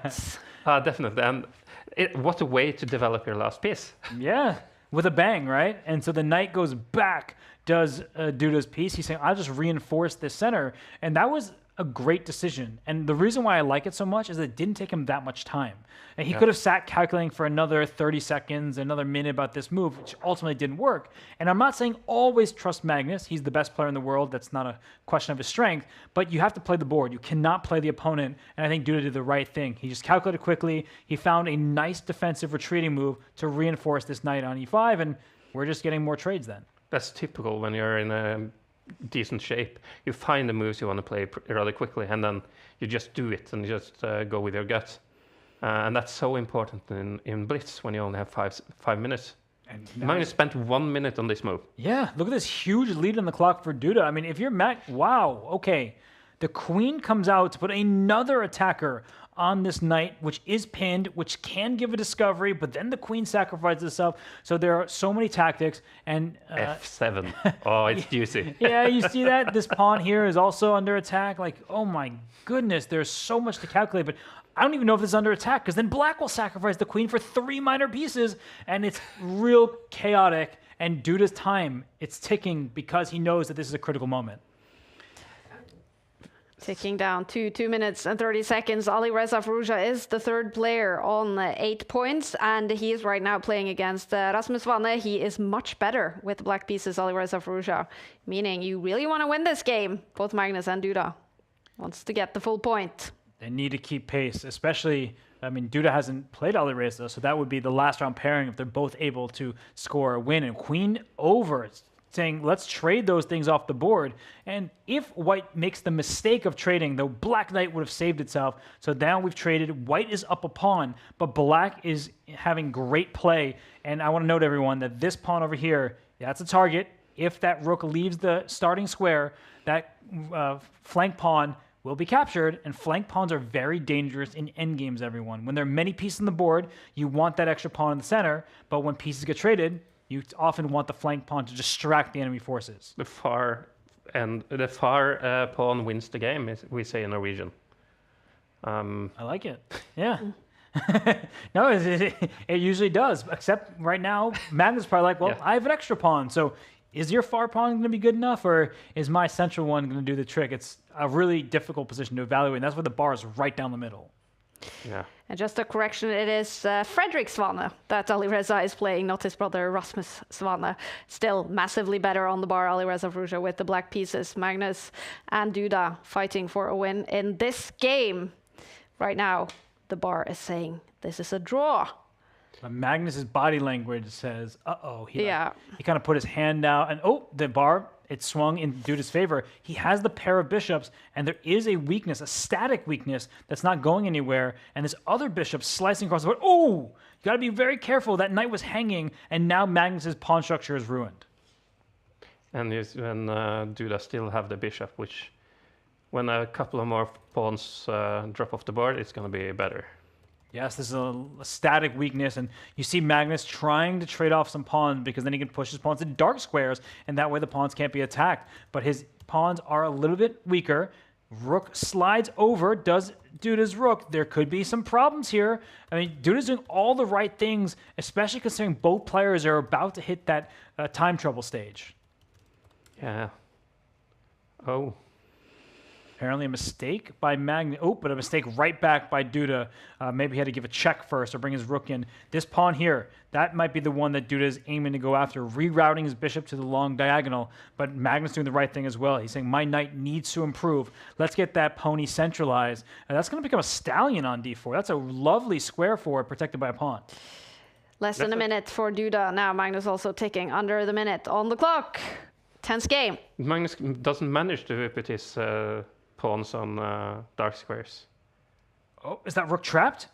No way. No, he gets out just in time with this move. Or does he? You can get some weird position where maybe you barely get that rook out. But I'm looking at the clock right now. Duda is down almost 15 seconds. He's also down a pawn. Is Magnus going to try to flag this time, or... But this is natural flagging because he's better. Yeah. Like he can just make the good moves and press. The other was like, let me just try to kind of play bogus chess. This is just make good moves, slowly make progress, maybe push a pawn here. Maybe think about, does your knight need to redeploy somewhere? Eventually the knight could try to get in, so once you unpin it. So I think Magnus is doing the right thing, but Duda is very fast himself. Alireza Fruja is suddenly struggling in his game. The other player on 8 points. What will happen here? Will we see flagging between Magnus and Duda? So little time on the clock now. I think we will. This objectively, what we are seeing with the bishop is giving itself up for a pawn, that is equal. That's a theoretical draw, but not when you're down to your final 10 seconds. And here the clock goes red for Jan Christoph Duda. 7, 6, 5. Will he be flagged? Will Magnus Carlsen take the full point on the clock? So hard to defend this. Oh, there must be some lagging here. Yeah, the moves are coming in. It's a rook and knight versus rook situation, and it looks like Duda's doing his best, but he doesn't have time. He should have around 10 seconds left on the clock. I'm also paying attention in the take app. And he's doing everything right, objectively speaking. But for Duda, the clock has always been a problem. All right, we are not getting moves here in on the board. I can tell you what I'm seeing in the take app. It's a balanced position, clock's ticking down, and eventually Jan Christoph Duda has lost on time to Magnus Carlsen. We see both clocks being red, and eventually it is a win for Magnus on the clock. Was it a draw on the board? It was. Theoretical draw, which means that by all the optimal moves, the game would conclude the draw. If Duda had that increment, if he had 1 second added for every single move played, he would have made the draw, but also Magnus would have played differently. So it's always that hypothetical, you could have done this, I should have done that. I mean, Magnus played quickly and played well. And it looks like Alireza Fruja has also won his game, meaning we have 2 players on 9 points. Both Magnus smiling in his streaming room. He's playing some really good chess today, but it's also been a lot of nerves. Trouble on the clock, winning a big game here against Jan Christoph Duda. And look at that, Alireza Fruja did get his win against Fredrik Svane. Oh, look at that! We have Magnus Hikaru in round 11. The final round is coming up, you guys, and it's going to be the big guns. Magnus Carlsen takes on Hikaru Nakamura to win Title Tuesday, Game Week 2. Hikaru Nakamura on 8 points heading into this round. And we do have 2 players, Magnus and Alireza, on 9 points. Alireza Fruja will play the second streamer here in Oslo, Alexander Bortnik. 2 fantastic games, but we will, of course, follow Magnus versus his big online rival, Hikaru Nakamura, the 2 players highest ranked in the world. World number 1 Magnus against world number 2 Hikaru Nakamura. Who do you hold as a favorite, Robert? I think Magnus, the way he's been playing, I think he has renewed confidence after that game, and we could see both players are streaming their thoughts, so you should listen to them, and they always post their videos as well. But right now we have a calm setup from Magnus, and you know what he's doing is that Hikaru needs to beat Magnus to win the tournament. So you can use the threat of a draw as a psychological ploy. Ooh. It's like, you really want this even position, or are you going to be the person to mix things up? Right now, White is just doing nothing major, just chilling. It's a double knight against the bishop situation, and White does have good control of the center, stopping any breaks, but this is a quiet game. Okay, quiet game, but it will be drama, you guys. This is round 11, the final round for today. Magnus Carlsen is in the lead, shared with Alireza Firouzja. Hikaru Nakamura is 1 point behind them, fighting here to beat Magnus and maybe win game week 2. And Nakamura needs to win this Yep. to grab some points. 1 point with a 9th or 10th place is probably not going to get you into the finals. So he needs to play for a win to get as much Grand Chess Tour points as possible. And I'm enjoying having Hikaru stream there because I can see his exact thoughts. And his thoughts mirrored my own, where he's like, I need to get that center moving. I can't just be cramped. I mean, look at Black's position. What are these pieces doing? They're all just like staring into this one white knight, which is an amazing piece in the center. So Hikaru plays f6, but I was wondering if there are going to be some issues in front of the Black King. And if Hikaru wants to win the event, he has to play risky chess.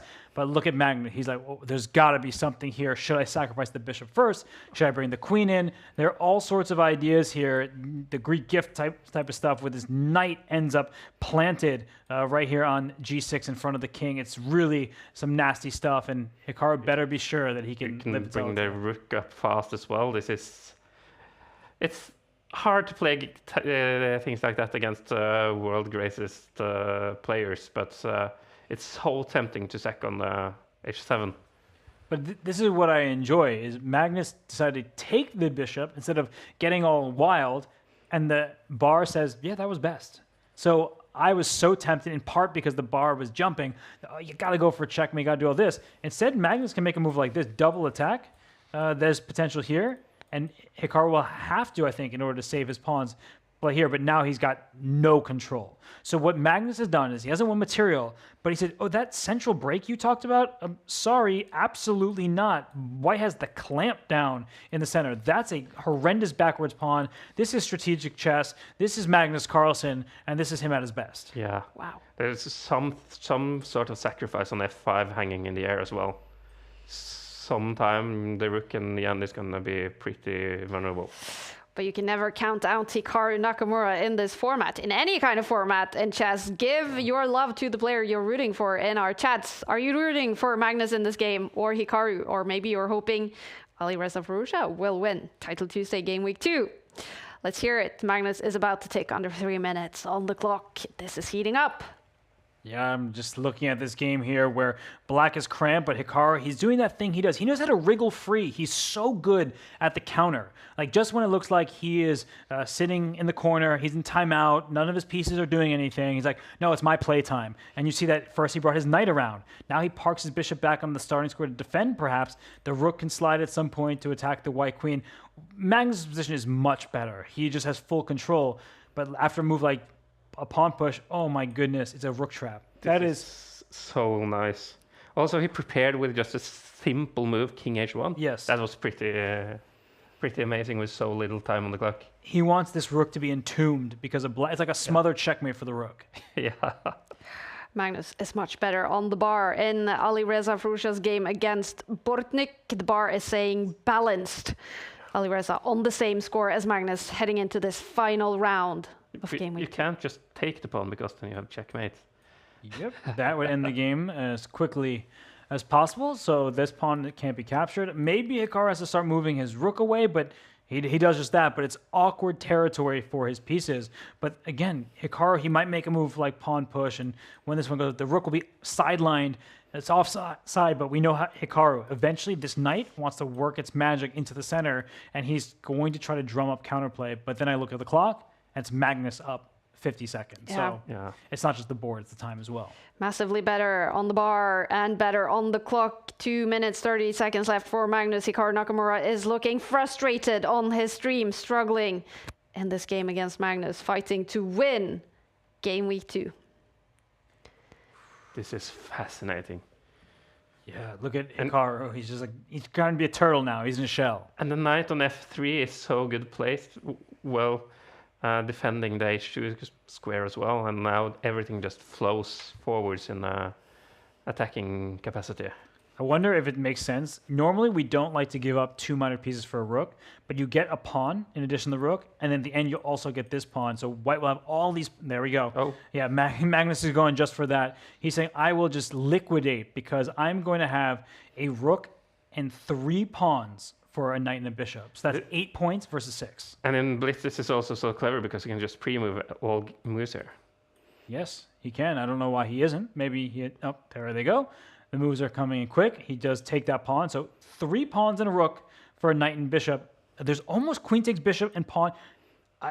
I'm not sure if that works, but that's something you always have to look out for if you're Hikaru. Like maybe right now. Okay, it doesn't go for it, but that would have been a cool queen sack. Yeah.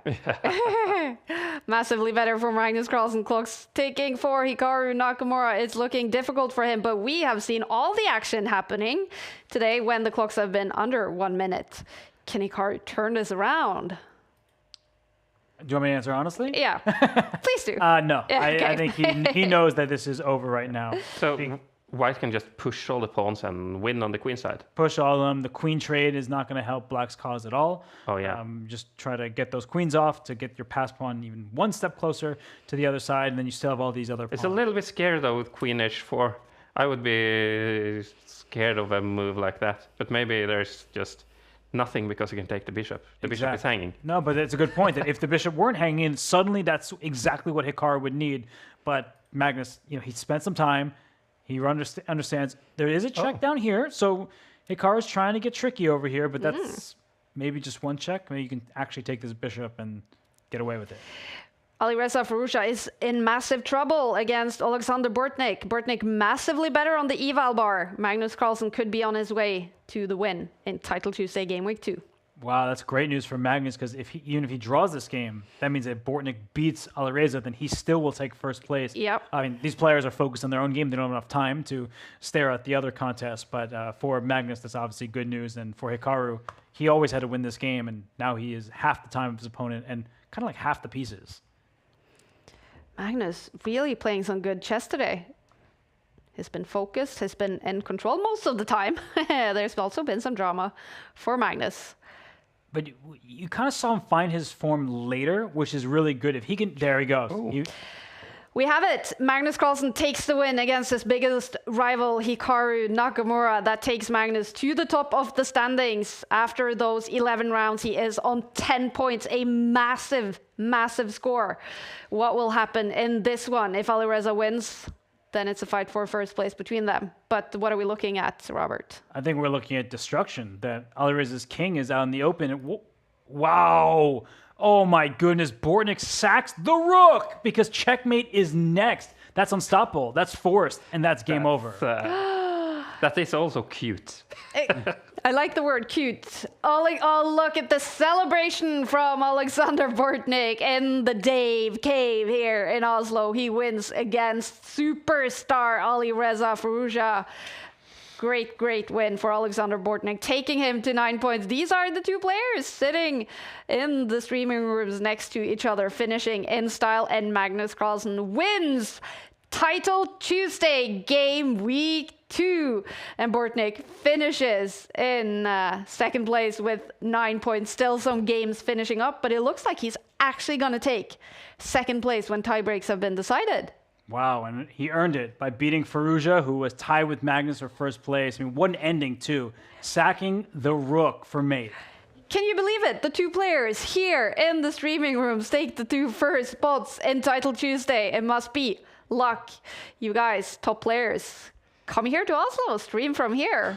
It's probably a good idea. Magnus looks so happy taking the win in Title Tuesday Game Week 2. he wants to show off in this format now with the new time control of 5+0. How impressed have you been with Magnus today, Robert? You know, I'm really impressed because there were certain rounds where I felt like he wasn't at his best, including against the person streaming the next door over. And I think Magnus just shook his hand. I think that's what just happened to Date Cave. Isn't that fantastic?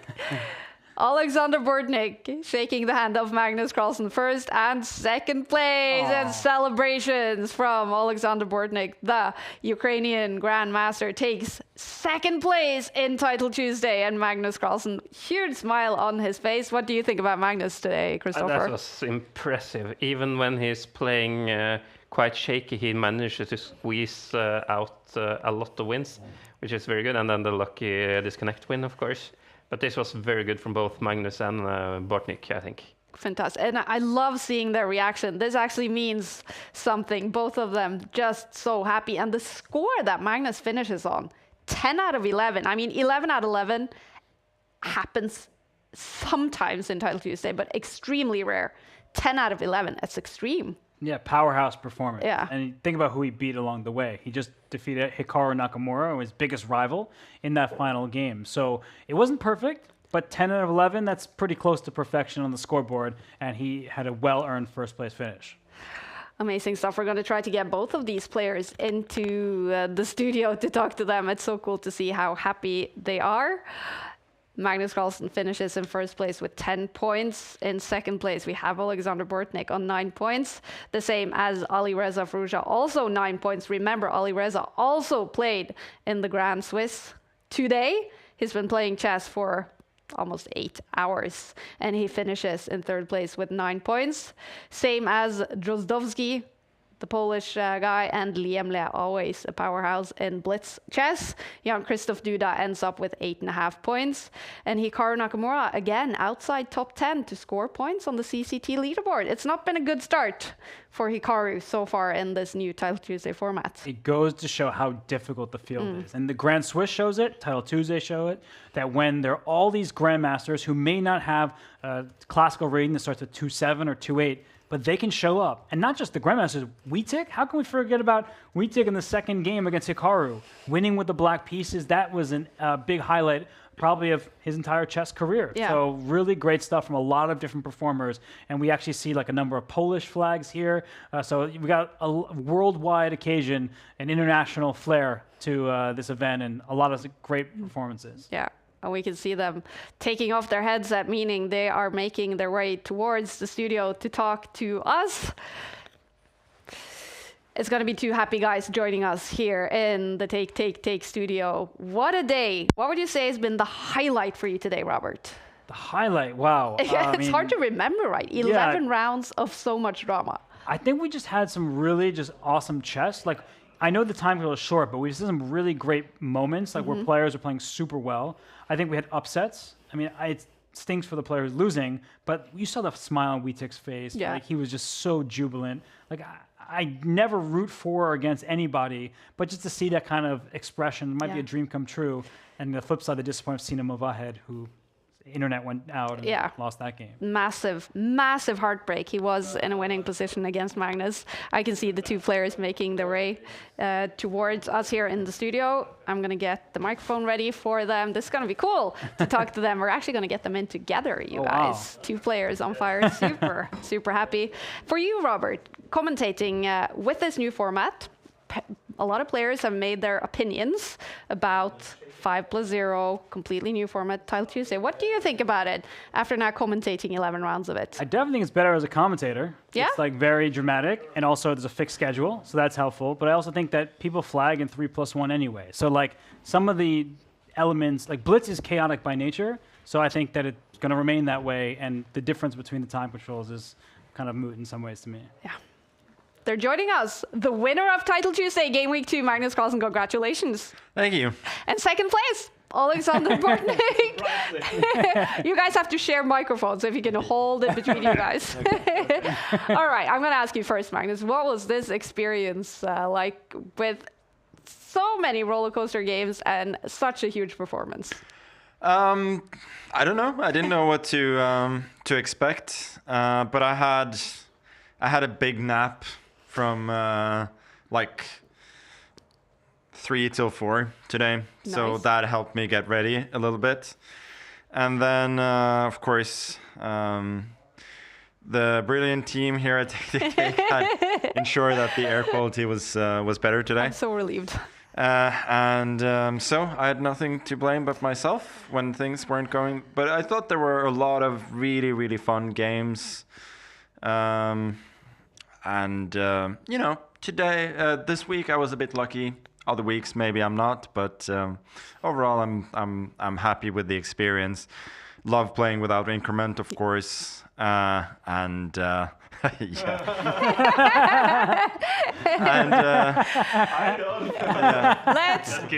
Let's talk about the game. We have replay of the game between the two of you, the final sort of moments here. I mean, if you keep the microphone in between you guys, just take us through what's happening here from both of your perspectives. I think Magnus just was outplaying me during the game until the moment when he just blundered. I don't know, pawn on h6 probably. Or first I blundered, but this always happens if the game goes long enough. Then I blunder the pawn on h6. And then I blundered. And here, by the way, like knight d3. I wanted to play knight d3, but you could take on f6. Yeah, I could take on f6. That's what I was stuck in actually in there. I was sure I can take. But now it's very hard not to get flagged. Yeah, so I tried to actually escape already. I understand I can't win no time. So I tried to take one of pawns with my knight, sacrifice the knight, and probably I could actually survive if I push g pawn first. Yeah. G3 and then a. I had like 5.5 on my clock, but if I had get some lucky to trade last pawn to maybe a draw, but... What are you playing for at this point, Magnus? Are you playing for the win on the clock?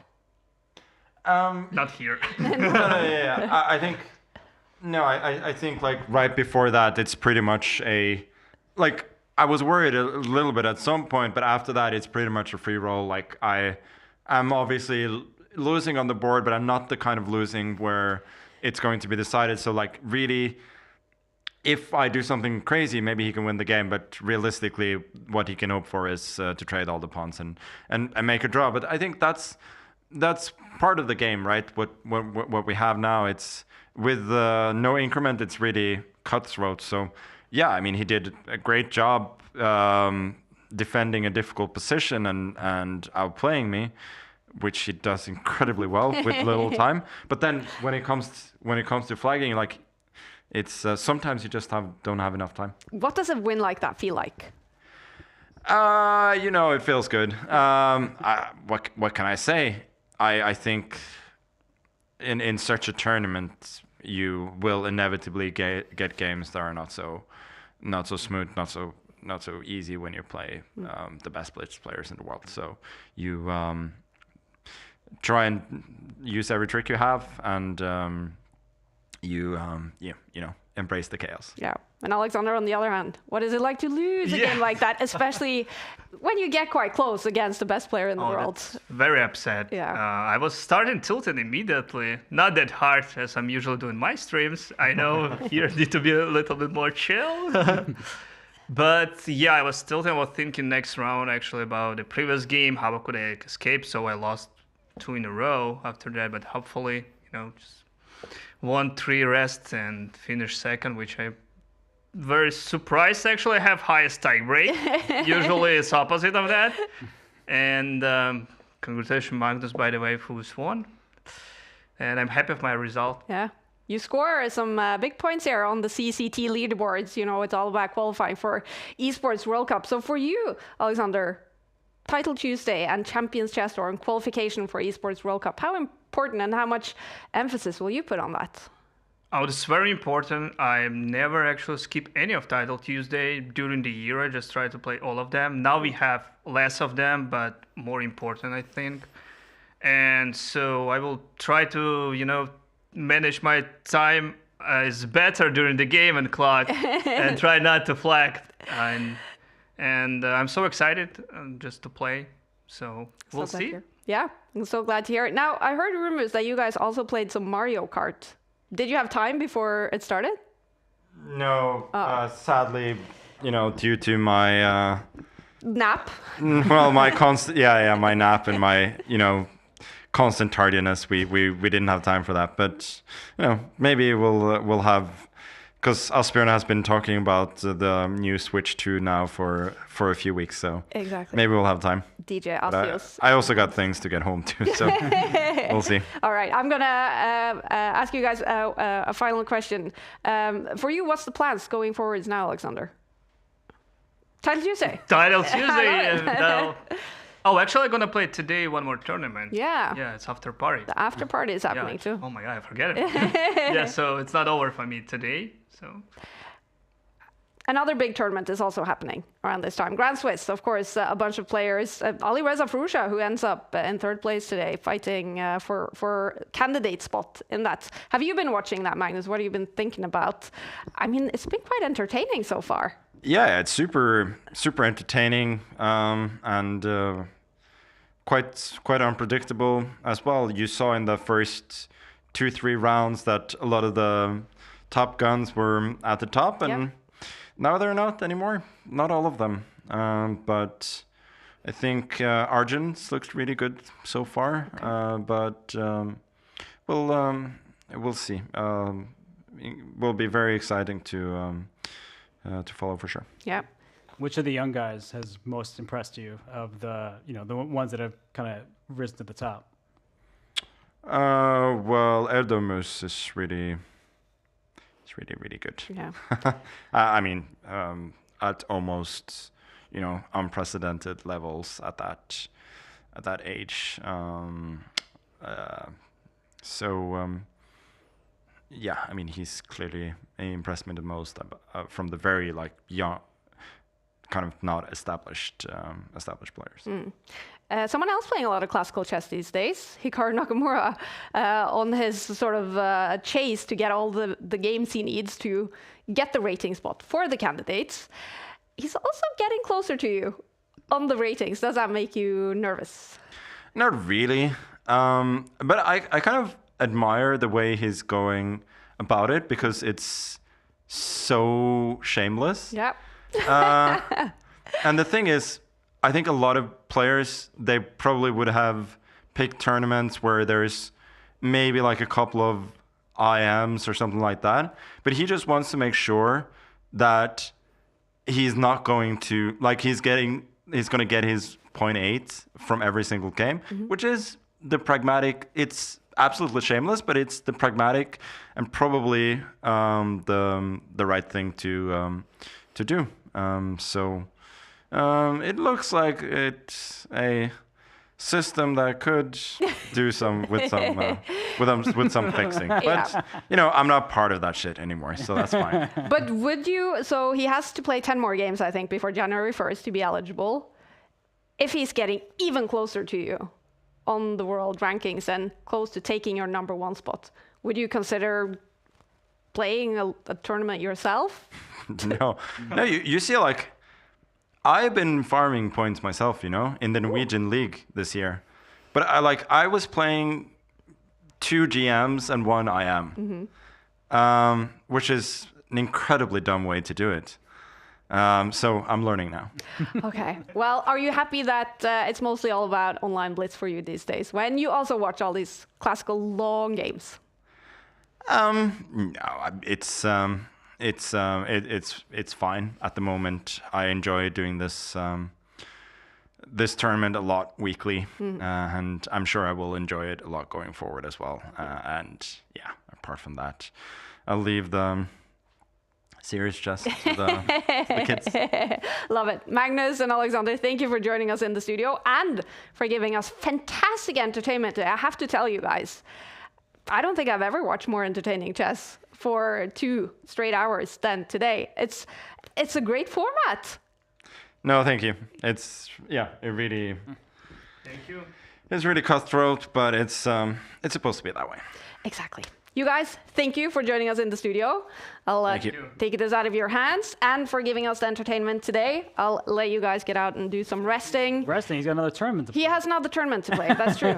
The after party is happening. Oh, I love that. How cool is that? We have number 1 and number 2 in Title Tuesday Game Week 2 in a tournament with hundreds of players, both of them are here. What are the odds? Yeah, it makes me wonder, should I, next time you ask him to commentate, should I go play just from over there? Would that help my chest? Exactly. I mean, maybe it would, but also it's funny because if Sasha was going to get second place to anyone, Magnus is the best person to get second place to because Magnus already qualified for the EWC. And so if Magnus takes points from everybody else, that gives Sasha the best chances to qualify on his own. Yeah, but you could see his celebrations as well, right? Even after that final game, winning against Alireza Firouzja, he was just celebrating intensely when he realized it's second place for him. Yeah, no, huge performance. And especially going into that last round, you know that Magnus and Alireza are ahead of you, Hikaru's in the mix, and you have to beat Alireza with the black pieces. Nobody is saying I'm doing that on demand. So for him to be able to score that victory and get second place, the cash prize, the points, it's a great day for him. Cash prize is, of course, also a thing here in Title Tuesday, but it's mostly about those points towards the Champions Chess Tour leaderboards. And these are the standings after Game Week 2. We now have Magnus Carlsen on 13 points. The winner every week gets 10 points, so still Alexei Sarana on those 10 points.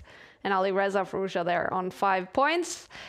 Remember, 13 game weeks in each of the 3 splits. Your top 8 results from each split counts toward the leaderboard. All right, we're gonna round it up here from Game Week 2. Robert, I have to say, it's been such a pleasure to be in the studio again with you to commentate. Yeah, it's been a while, but I had an absolute blast. The format is great. The players are giving it their all. And I mean, what a treat to also have the 2 top finishers here with us and to be able to interview them. So just thank you, Kai. It's been awesome. Likewise.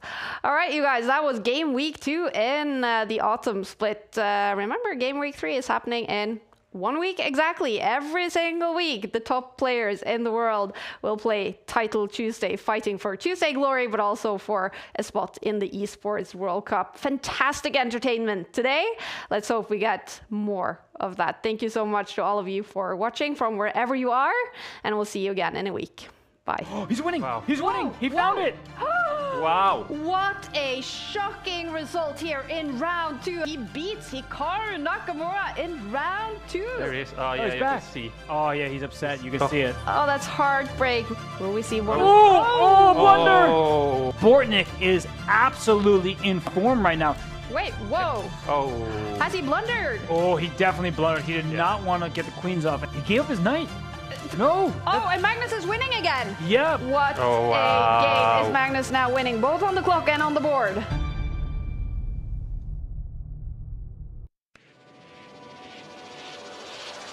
Here we go.